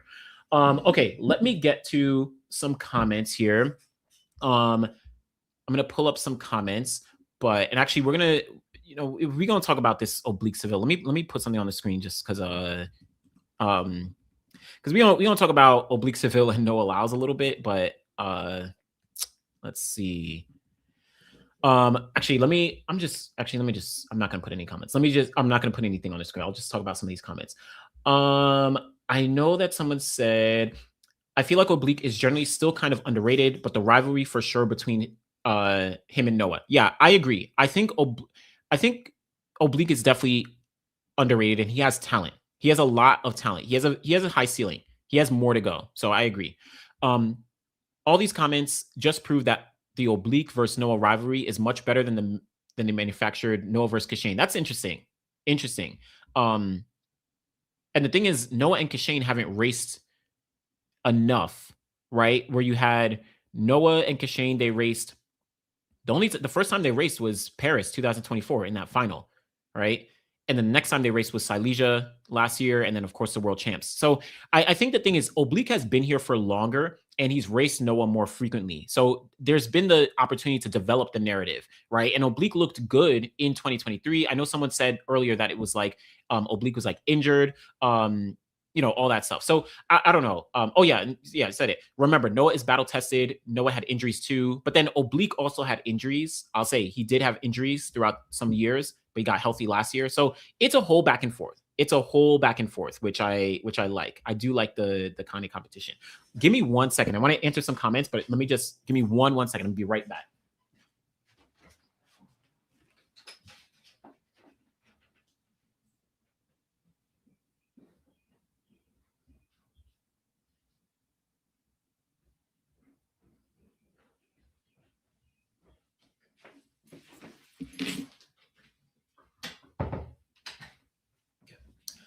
All right, my bad. We are back. Had to open the door real quick.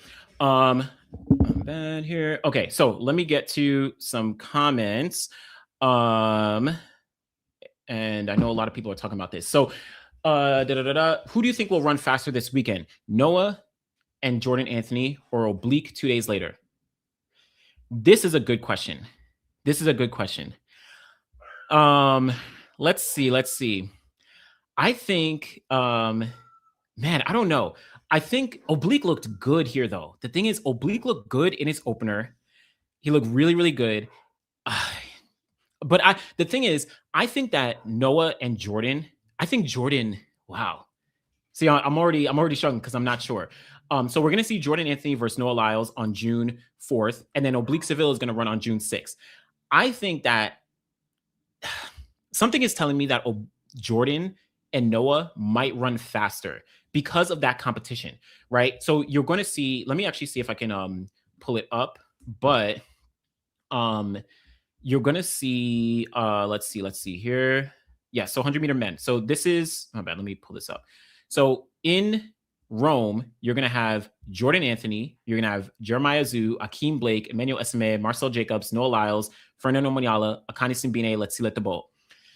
I actually think this is going to be a pretty fast race. Jordan Anthony has already run 9.91, right? Already run 9.91 out at Tom Jones. Noah Lyles, he ran 9.95 out in Tokyo. Then you're gonna have Fernando Manyala, who has been on a run. He's been cooking, right? He's every single race, he's run 5 back-to-back sub 10s already. So he's gonna, push things. He's gonna push things, right? He's gonna push the field. Not saying he's gonna win. I don't think he's gonna win, but it's like Fernand on the circuit, he's looking good right now. Add in Akeem Blake. Akeem Blake has been doing very well. Remember, he ran 9.88, only slightly windy. It was like plus 2.1 down in Miramar. I know Miramar is a whole different track, but I don't know. I think this race will probably be a little bit faster than what Oblique does down in Texas because Oblique won't have that level of competition. Trayvon Bromell will probably push him, but Texas A&M, it's at Texas A&M versus Rome. So I know someone is saying like you have to factor the venues they're running at, right? Okay. So you're saying that Oblique at the College Station meet should at least go 9.8 low. Noah and Jordan will go 9.8 high. I mean, I don't know. I think Rome, and obviously we have no idea, right? We're all doing predictions, so let's be fair. I think that Rome will be slightly faster than Texas A&M, but I think they both will run 9.8. Now, we also have to factor in, what if it's windy in Texas? And when I say what if it's windy, I mean, what if we get an illegal wind, right? I can imagine the wind being illegal there. There's a world where that happens and we don't get a legal time from Oblique.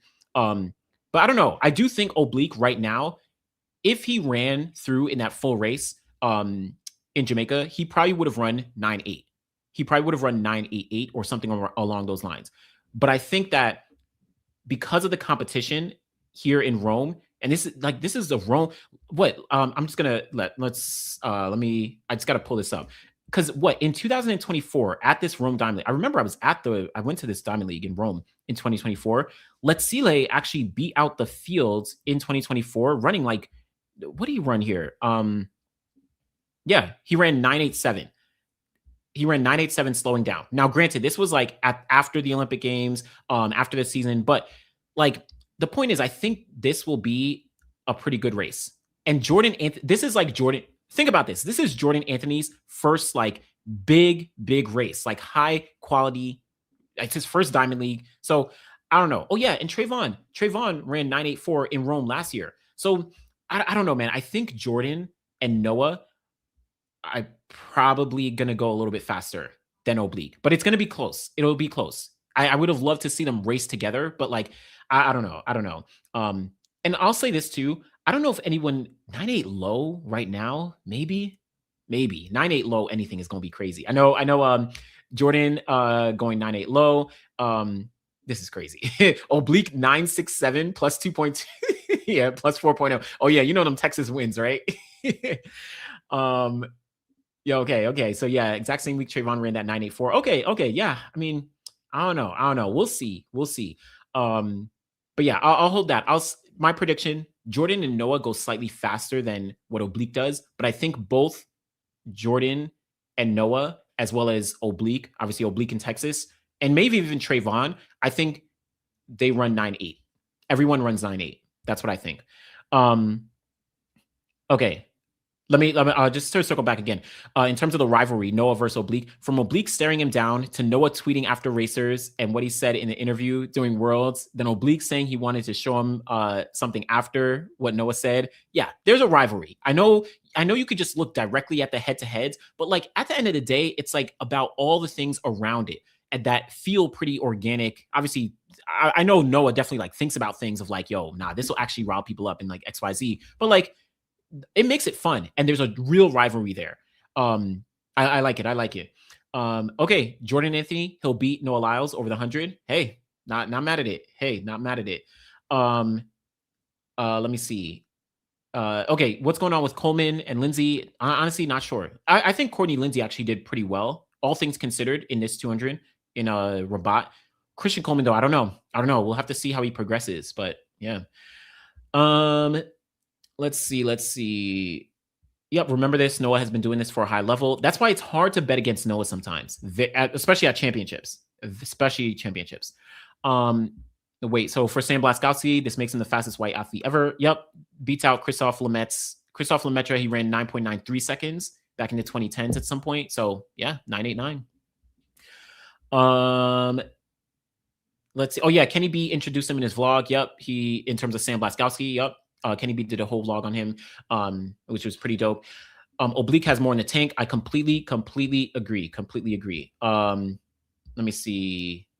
Yeah, no, Noah and Kashane are 2-2. Their first race was pre in 2023. Oh yeah, 2023 Diamond League final. That's a good point. But I mean, regardless, I think everyone is like in the mix. Okay. Let me. Oh yeah, this is interesting. So Kashane and Noah are also friends, so their rivalry comes off as more friendly rivalry, unlike him and Obliques that tends to have more tension. Yeah, I agree there. Well, I agree in the sense he said, "Who told you they were friends?" I think they're more cordial because uh, Janelle Broomfield, right, Noah's wife, she has known Kashane for a long time, and I think through there they've had a connection and an understanding of things. So but I don't know if they're like friends, but it is what it is. Oh, Kenny thinks he's smart pulling out of Rome. I think Kenny just wanted to focus on the 200, but I don't know. I know people will have their own narratives, and granted, we don't even know. I know we can all say things of like, oh, they did this because of that, and they did this because of that, and obviously I do it too, right? I'm analyzing it, but it's like we don't actually know, Jordan will take care of Noah. Maybe Jordan looks good, but Noah is no slouch, and Noah's in some good form too. So I don't know, but I am personally predicting Jordan to get the best of Noah, but yeah. I'm predicting 981. Maybe, man, 98, 981, maybe. Oh yeah, Keely Hodgkinson, she's running the 400 in Rome. Sounds like a prep for the world record, 800 this year. I mean, she did run an amazing anchor leg in the 4x4 at World Indoors. I don't know if she announced. Well, I don't know. I saw an interview or something, and I don't know if she said it explicitly, but I think she's probably going for the world record in the 800 at the London Diamond League. Probably, I wouldn't be surprised. Okay. Gonna be a dope couple races. Agree. Yeah, the season is still early, right? So remember the training cycles that the athletes are on. I completely agree. It's relatively early, right? We're in June, but you have to think about the fact that most of these athletes, sure, Jamaican National Championships is at the end of this month, but like this isn't to qualify for world championships. Most of these athletes are targeting September because they're racking up points on the circuit to get to World Ultimate Champs. So this is very different than previous years where people are like peaking for June. But to be fair, yeah, I think we could start to see some faster times. So we'll see. I don't know. Look at Melissa Jefferson Wooden. Because of what she did last year, she hasn't even opened up her season individually. Her first individual race is going to be the 200 in Rome next weekend versus Julian Alfred. So she's even taking the long game. So so I know we say like early, it's June. Yeah, understandable, but Okay, so looking forward to Rome Diamond League, mainly to see where Melissa Jefferson Wooden is at in the 200, as I just said. Yep, her first individual race of the year. And I think the big thing is with Melissa, because she had such a long and packed up 2025 season, I think that's why she's opening up later in 2026, because she already has a wild card to World Ultimate Champs in the 100 and the 200. She ran the 4x1 at Tom Jones. Now it's like there's no reason to run a whole bunch of races early. Let's start a little bit later and progress towards September so that we can build up for the next Olympic cycle, 2027, 2028. That's what her and her coach and her team are looking forward to. Hey, okay, Oblique versus Noah, it's 5-2. Again, 5-2. It's 4-2. I don't count semifinals. Semifinals, like, I don't count those. And actually, y'all tell me, do y'all count semifinals? Because you shouldn't. Semifinals shouldn't count unless they're actual finals, because it's all the road to qualify for something. But yeah.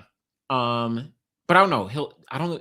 Noah won't be able to beat a fit Oblique ever over 100 meters. I don't know. It's hard to say. Though, if I was to say Oblique and Noah fit going forward, 100% healthy, everything, all things considered, I'd probably take Oblique almost every time. But the thing is, that's not how the world works, right? Everything is not perfect. And Noah Lyles on paper, probably shouldn't have been as dominant in the 100 as he's been, right? Konko only has a personal best of 9.79, right? He's run 9.8 a whole bunch of times, but it's like he kind of defied the odds of what it means to be a 100-meter champion, considering, how he executes and like all his times and stuff relative to other guys. But he knows how to perform at championships. So, it is what it is. Okay, and just to answer, I'm gonna go back to some other comments. Only the finals. You said World Athletics counts it. You said race is a race. But the problem is, I'm just going to bring this up. I'm just going to bring this up on the screen. The problem is World Athletics counts everything, but then also understands that there's a distinction, right? So when I go to, oh man, I can't do it here. Wait, let me do this. Give me 1 second. There we go. Okay, so Noah. So when I do this and I look at Noah Lyles, yes, it's 5-2, but but World Athletics has a distinction for finals only because they understand when it's in a semifinal, when it's in a heat, it's different. So if I say finals only, it's a 4-2 that people noted, right? And if y'all want to say that, then you also have to have the understanding that what do you call it?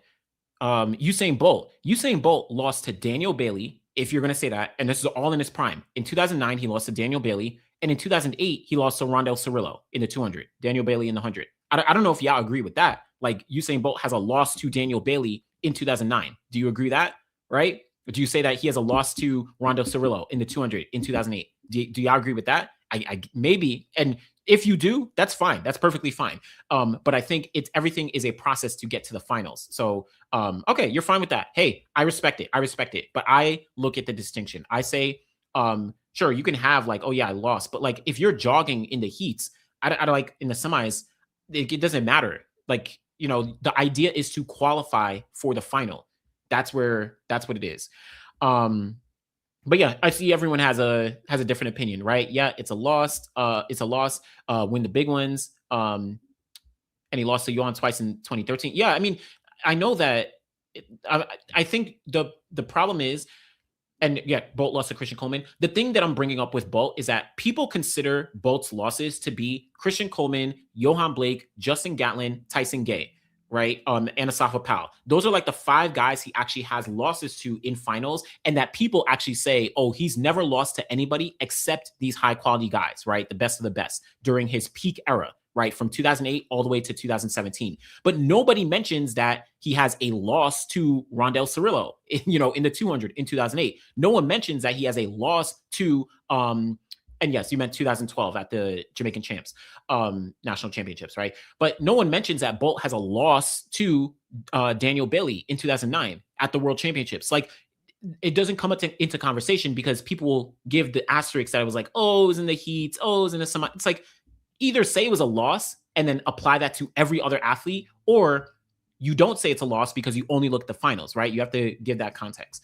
But, that's at least, just some thought there. But I respect anyone who is very consistent. But let me not catch y'all.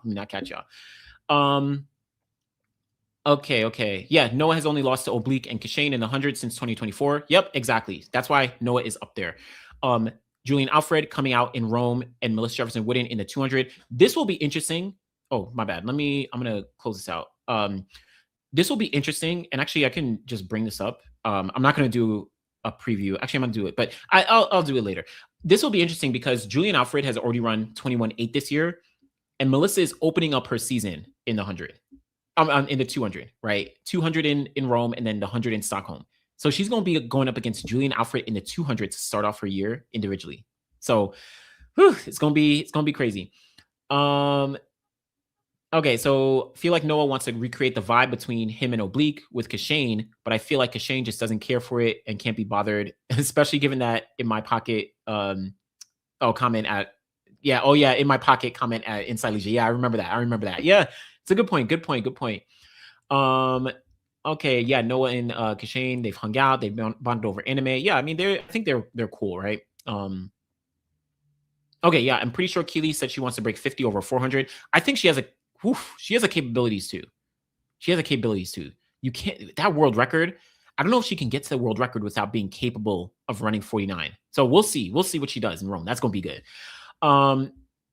Let's see. What is high level that any of these athletes are not ready for? Your level is your PB. I don't know what this is in context to. Sorry, just circling back. But the thing about high level that I look at is in combination of like fast times and major championships, right? So Fernando Manyala, he's run 9.7 on 2 occasions, and he's run 9.8 a bunch of times, but he doesn't show up at the championships, or he hasn't shown up at the championships yet. So I think there's distinctions when you have a conversation about high level. right? So that's something. Um, Melissa versus Julian, the 200 on the fourth, who wins? I mean, I don't know. I don't have information on Melissa. I guess, I don't know. I'm going to do a preview on Tuesday.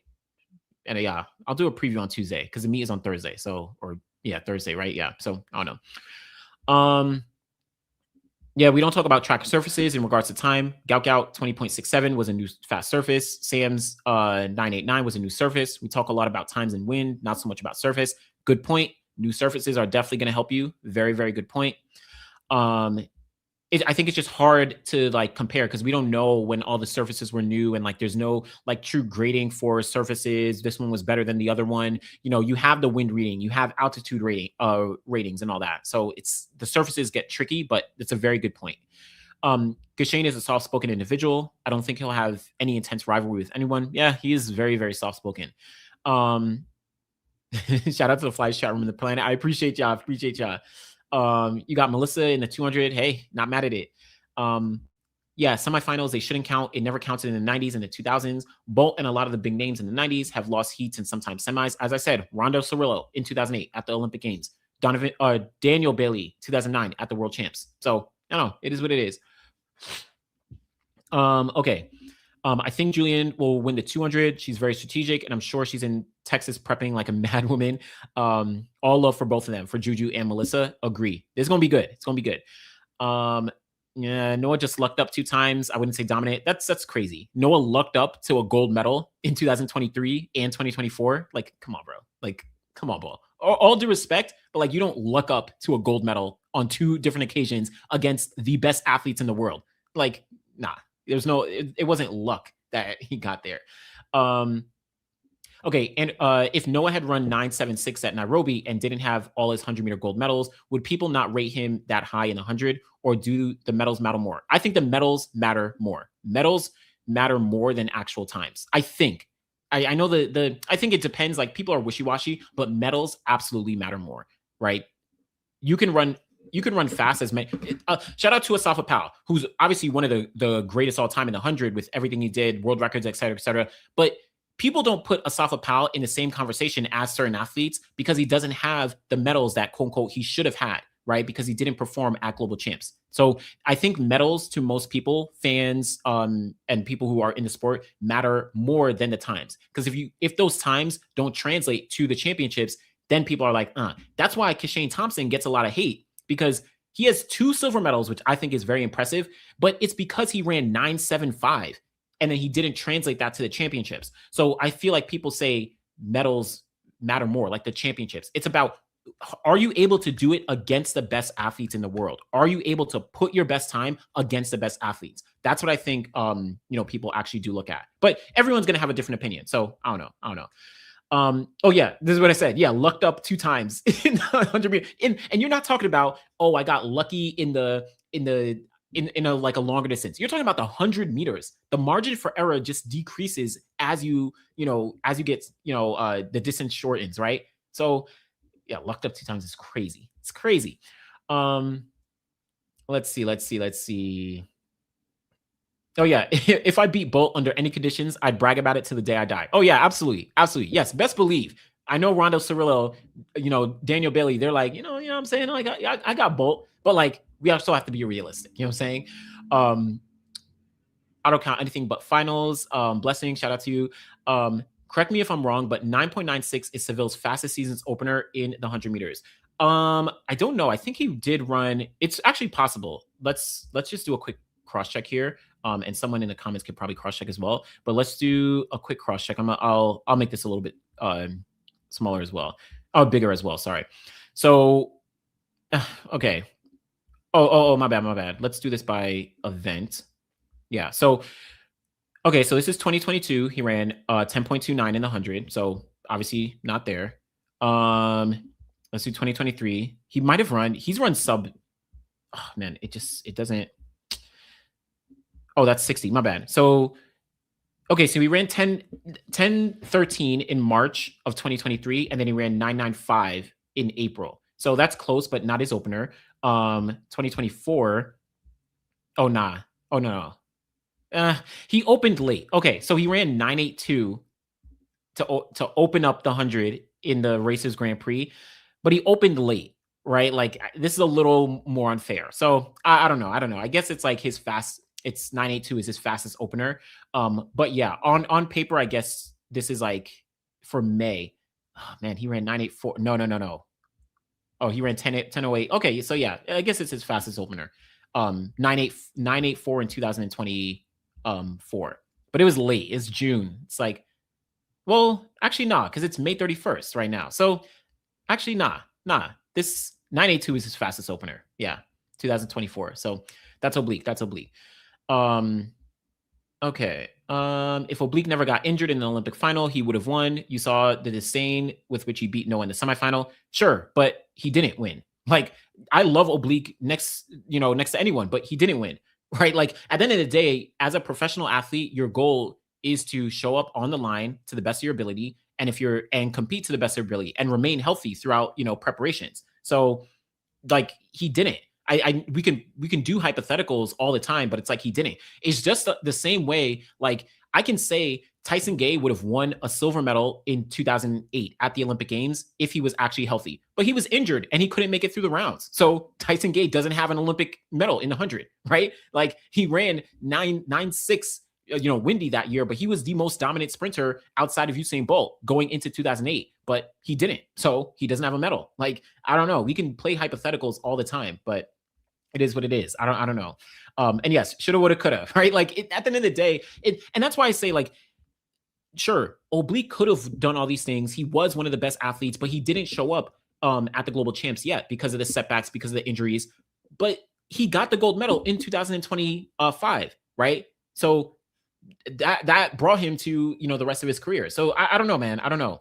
But yeah, that's it. Let's see.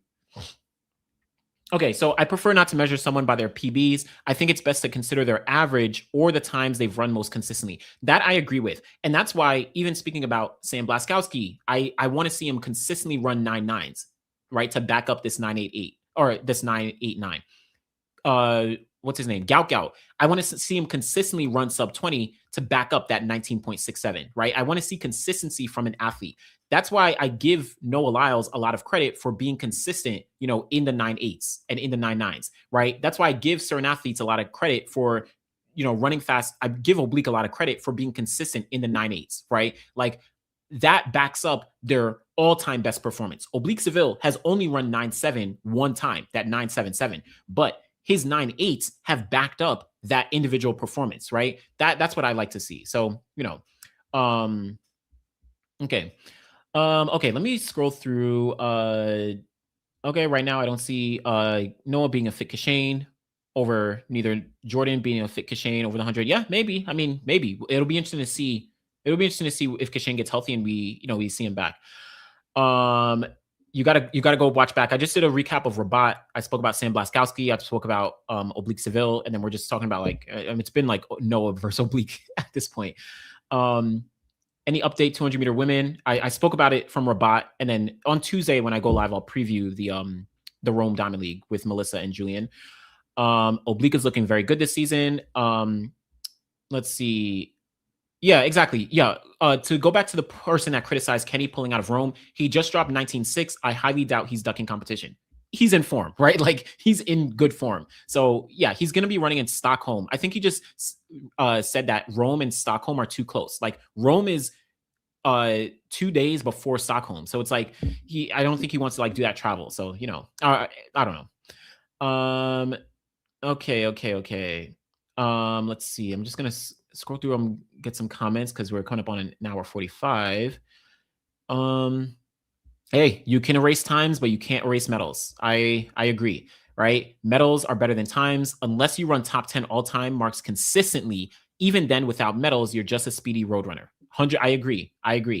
I prefer medals over times. And, like, especially if you are consistently winning medals. I agree.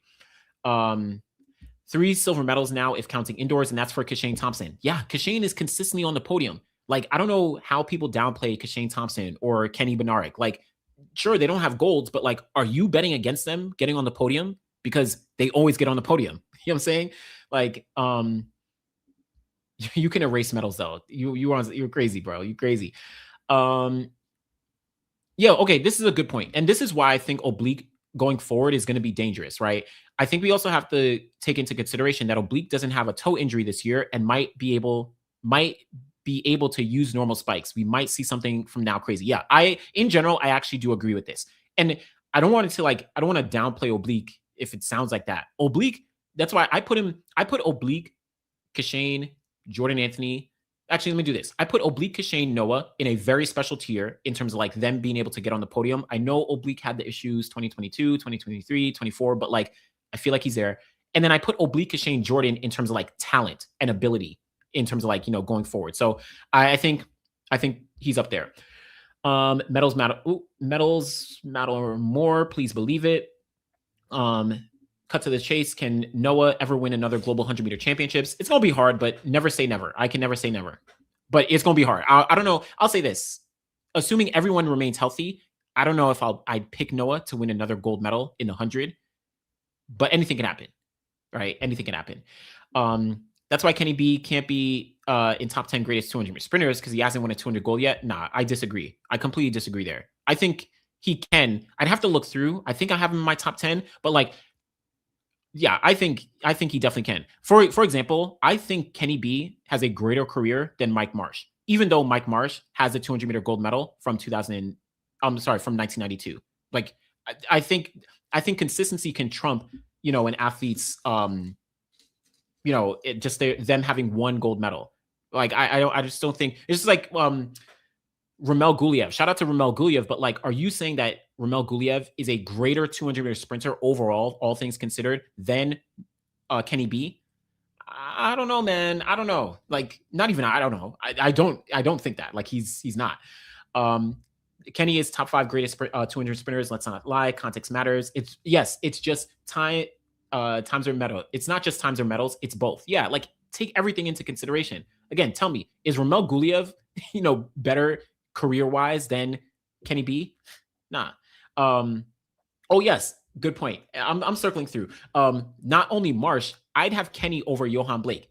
I agree. And y'all can get mad at us or whatever. Yes. I actually did a whole video on Johan Blake, one of my favorite athletes, but I did a whole video saying like, his 200-meter career. So yeah, like Kenny has a very good career. Yeah, he has he has 19.6 top 10 average today. That's insane. Yep, for Kenny B, huge. Yeah, I wouldn't consider that lucky. You don't get lucky in the 100. So yeah. Yeah, but to be fair, 9.82 was at Racers Grand Prix against a top-tier field, including Noah. This year was a random domestic meet against low comp tier. I wouldn't put them in the same level. Yeah, I agree in terms of Oblique season's opener. So yeah, that's why I'm like, but I mean, in theory, it's an opener. So I don't know. I don't know how people will measure that. Okay. Remember who the 200-meter champion is at this level and what they accomplished in the 100-meter dash. Yep. Let's see.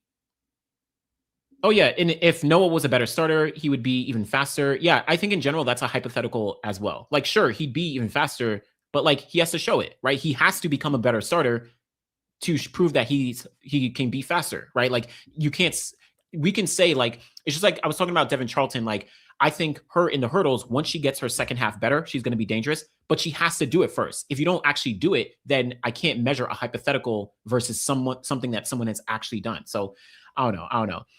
Injuries are part of the sport. Very true. But as a professional, it's up to you to manage your body and those injuries, knowing, what's coming up. So I think I was talking about this with Sharika because she has no Olympic medals in the 200. We already have the schedule for the 2028 Olympic Games in the 200, right? 2028 Olympic Games in track and field. That schedule is already out. Everyone knows exactly the date when the 200-meter final and the 200-meter rounds are going off in Los Angeles 2028. If any athlete, and obviously I'm talking about the 200 with Sharika, because she got injured in 2024, she has to prep herself to be ready for that moment. If, the narrative around is like, I need an Olympic medal, et cetera, et cetera. Every athlete is operating on the same timeline. Now, it's up to you to manage your body. Yes, injuries are part of the sport, and we could say if this athlete didn't get injured, they would have done this, but it's a hypothetical until it actually happens. So that's at least how I operate. any of y'all could roll with, anything. Okay. Consistency outweighs. Oh my god, my computer. Sorry. Consistency outweighs PBs for me. I'm with that. I agree. Happy for Sam Blaskowski. I've been following him the past 2 years. He had a few 10 O's. Sub 10 was inevitable to be. Yup. I just want to see him consistent in the 9.9s. Now, remember, we have the Africans doing their thing in the 100. Although Ajayi is still in the NCAA, he still has a lot left in the tank. He literally ran a PB at Worlds last year, 9.88, 9.84 a few days ago. Yep, shout out to Ajayi. Oh, my bad. Yes, the Moroccan guy. I forgot. I'll just say him real quick. I think, I don't know if I had like something crazy to say about him, but he did drop his, my bad, y'all. Let me see. So yeah, I'm going to bring this up on the screen in a second. The Moroccan guy, he did drop his PB from 20.9 to 20.18. Like, and he ran it from lane 1. It was kind of crazy. He did false start, or he got DQ'd at the African Championships. What was it, a month ago or like 3-4 weeks ago? So I don't know what he would have run in the 200 there, because he ran 20.9 earlier this year, but he's only run like 10.5. Like, he's not fast in the 100. So I don't know. This was a shock. This was a big shock. I'll look more into him, maybe, but like, we'll see. I would track his career a little bit, but I don't know. That was a crazy shock. I know people on Twitter were like, "What?" So yeah. Okay. That oblique run was lovely. Yep. Looks super smooth, and it didn't appear to push hard. Yep. He just cruised that last 20. I give Noah credit because he is excellent in the 100 meters and 200. No one else can. I mean, not no one else. Like, there's a bunch of people who've been able to do that, but he is special right now in this era. I don't see Kenny beating Noah. Yeah, I mean, Noah versus Kenny, I'm probably gonna bet on Noah 9 times out of 10. But Kenny is talented. Like, don't downplay Kenny. You know what I mean? Okay.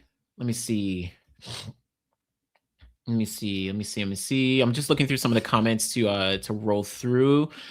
I'll talk about NCAAs soon as well. I don't think Noah needs another 100-meter gold medal. I mean, needs. I don't know.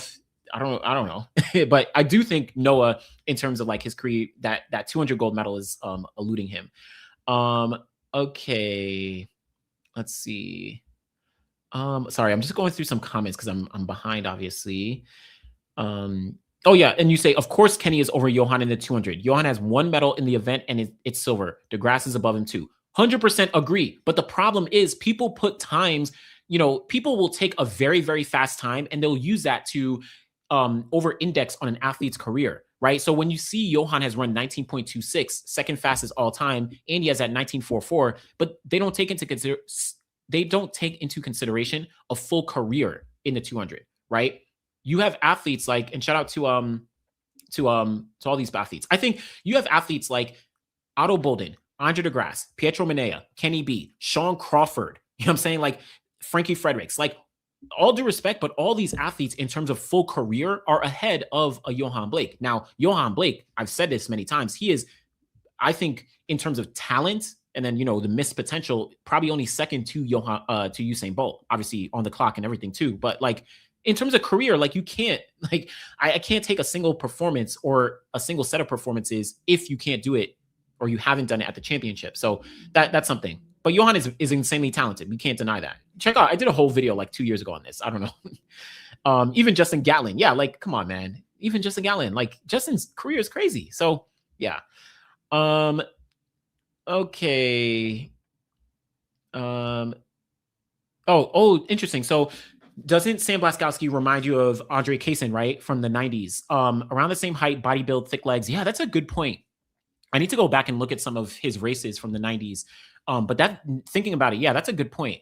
He does kind of have, some features there to be interesting. And Andre dominated the 60 meters indoors. Obviously, he got that 1 medal in 91, right? 1991, he got the 100-meter bronze behind 93. Oh my gosh, sorry. I'm going to be annoyed if I don't. 1993 men's 100. I'll bring this up on the screen in a second. I'm just going to be annoyed if I. No, so it wasn't 93. It must have been 91 then. Oh no, I'm sorry. Andre Kaysen, he got the silver medal in 1991. So yeah, he did. Wow. did he get another? No, okay, it was only 93 where he got the silver medal. But yeah, no, that's a good point. Okay, so yeah, Andre Kaysen and Sam Blaskowski. I'm gonna look back at some of his races. I'm gonna look back at some of his races.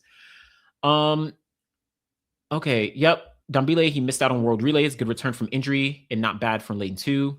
Yeah. Shout out to Dambile. People, I think he has some potential. Yes, that serious injury Johan Blake had derailed his career. People forgot or don't know how serious that injury was. I completely agree. And I don't know. I said this in one of my recent live streams. Maybe it was with Gout Gout, but like I think I'm sorry. I think Johan Blake had the best case of being the potential next Usain Bolt. But the problem is the injuries happened and he was never the same after 2013, right? So, or 2012 really, because he got injured in 2013. So, but that's the problem. It's like I can't measure what you could have done. So I have to put other people's careers, excuse me, ahead of him. See, you see, and this is what I mean. Kenny is really good 200 runner, but I'll never put him over Johan. Sorry, keep doing your thing, Kung Fu Kenny. I mean, sure, if you want to have that opinion, I respect it. But like when you're looking at a full career, I think it's objectively hard to say that Kenny's career is not better than Johan's. Like it just is. Oh man, it just is, in my opinion. But you know, yeah, go back. I'm sorry. I'm gonna roll through some of these comments. You could check out what I said about Brian Lavelle. I spoke about the Rabat Diamond League. But I respect that. But he did look healthy. I'll say that. I don't know. He could be injured. Let's see. Okay. Yeah, people flip flop and choose when times matter over medals and vice versa. Depends if they like an athlete or more. And this is kind of I don't know. At some point, I'm gonna put this video out. I may just do it, later today and put out tomorrow. But like, I think people do that with Gabby Thomas as well, where Gabby Thomas has been the most one of not the most second most consistent 200-meter sprinter of this generation. Having 3 medals at global champs, 2 at the Olympics, including gold. But then because she's only run 21.6 in Eugene, right? People are like, oh, so those medals don't matter because she doesn't run fast outside of Eugene. But it's like, what are we talking about? You know what I'm saying? And then you have certain athletes who don't run as fast, but they get a lot of credit because they have medals. It's like, I don't know, man. Like people are going to cherry pick. Everyone is going to cherry pick based on your favorites, your bias. And listen, I probably do it as well, so, it is what it is. It is what it is. Oh, okay. Let me do this. Talking about medals over times, would you put Daphne over Sharika with an Olympic silver and 2 world golds over 2 world golds and a world bronze? I think this is where like that debate over medals and times, like you have to put everything into consideration. I don't think I would put thinking about it. No, I wouldn't put Daphne over Sharika, right? Because yeah, so I just wouldn't. Sharika ran sub 22 seconds 19 times, and she has 3 21.4, she has 21.5. So Sharika, in terms of times, has kind of outweighed a lot of athletes throughout their careers, right? Who might have more medals or have Olympic medals. So, but that's a tricky part. But I wouldn't put Sharika ahead of a lot of athletes, right? Like I wouldn't put Sharika over Allison Felix, Veronica Campbell-Brown, Merlene Ottey. Yeah, like I wouldn't. Who am I even thinking? Obviously, Flojo, I wouldn't put her above. Even I have to look. Gwen Torrance. I don't know. Nah, maybe ahead of Gwen. Maybe ahead of Gwen. Sharika is up there. Let's be clear. But like, there's certain athletes who have racked up so many different medals. Like again, Allison Felix, Veronica Campbell-Brown, Merlene Ottey, Florence Griffith-Joyner. They have medals and they have relative times, right? So, but when you're talking about Elaine versus Sharika, I think is a more interesting conversation in the 200. That one is like, I don't know. Is Elaine better because she has 2 Olympic golds? Probably Elaine is better in the 200. I don't know. I can't be starting these conversations. Maybe I'll put that as a poll. I'll put that as a poll after that. Okay. Let's see. Okay, sorry, I'm just going through just the last couple comments. Because I gotta make moves. Okay, actually, I gotta I gotta make some moves. Um, okay, I'll just end with a couple last ones. My top three in the women's 200 are Veronica Como Brown and Allison Felix, which can go either way. Then Elaine. Uh, I don't know. I don't know if I have. I I rank Merlene Ottey very highly in the 200, like very highly. She has so, like I rank Merlene Ottey very highly in the 200. So I'm saying this because I'm not sure I have Elaine ahead of Merlene Ottey. I'm not sure if I do. Like Merlene Ottey has so many 200 medals, and she has 2 gold medals at the World Champs, right? And then what she has 5. Oh, man, I keep putting myself down this. Let me just see. Let me just see real quick. And I'm gonna jump off after this because I'm gonna put this on the screen now. Let me see. So Merlene Ottey, when we're talking about the 200, it's really hard. So she has 2 gold medals at the World Champs. She has a world silver. She has 1, 2, 3 world bronzes. Then at the Olympics, she has a world silver. She has a Olympic silver, and then 3 Olympic bronzes. Like the only time between 1980 and 1996, the only time that she missed the 200-meter podium was 1988, and then 83, 87, 91, 93, 95, and 97. The only time that Merlene Ottey missed the 200-meter podium in her career between 1980 and 1997, the only time she missed it was 1988. Merlene Ottey is top 3 for me by far. By far. I don't know. Like she is top 3 for me, man. Like by far. So and it's just the consistency and the depth. And when she ran her personal best of what was it, 21.64, right? Let me see, 21.64, right? What'd she run? Oh my gosh. I keep I'm just like bugging out. I can't remember these things. 21.6 in 1990, right? Was it 21? I just want to make sure it's like 21.64 or 21.66. What'd she run? Oh, yeah, 21.64. Okay, my bad. 21.64. When she ran that, it was number 2 all time for Merlene Ottey, right? So back in 1990. So I take those things into consideration when it's like, at this time period, you ran this mark. And let's be clear, 21.64 today would have won how many, global medals and gold medals, right? Like, so I put everything into context, man. And yeah, Merlene Ottey is top 3. Shocked you remember that. Yeah, like it's hard to remember these things, man. But yeah, Merlene Ottey is top 3 to me. So I don't know. Okay. All right, yeah, I gotta make moves. We've been here for 2 hours. But yeah, if you missed the live stream, go back, check it out. I'm gonna put like the timestamps in it afterwards. Appreciate y'all. I'll be back on Tuesday night to preview the Rome Diamond League, Stockholm Diamond League, and the Lone Star Grand Prix in Texas, and then also talk about any other things. But yeah, so I don't know. Appreciate y'all. Thanks so much, y'all.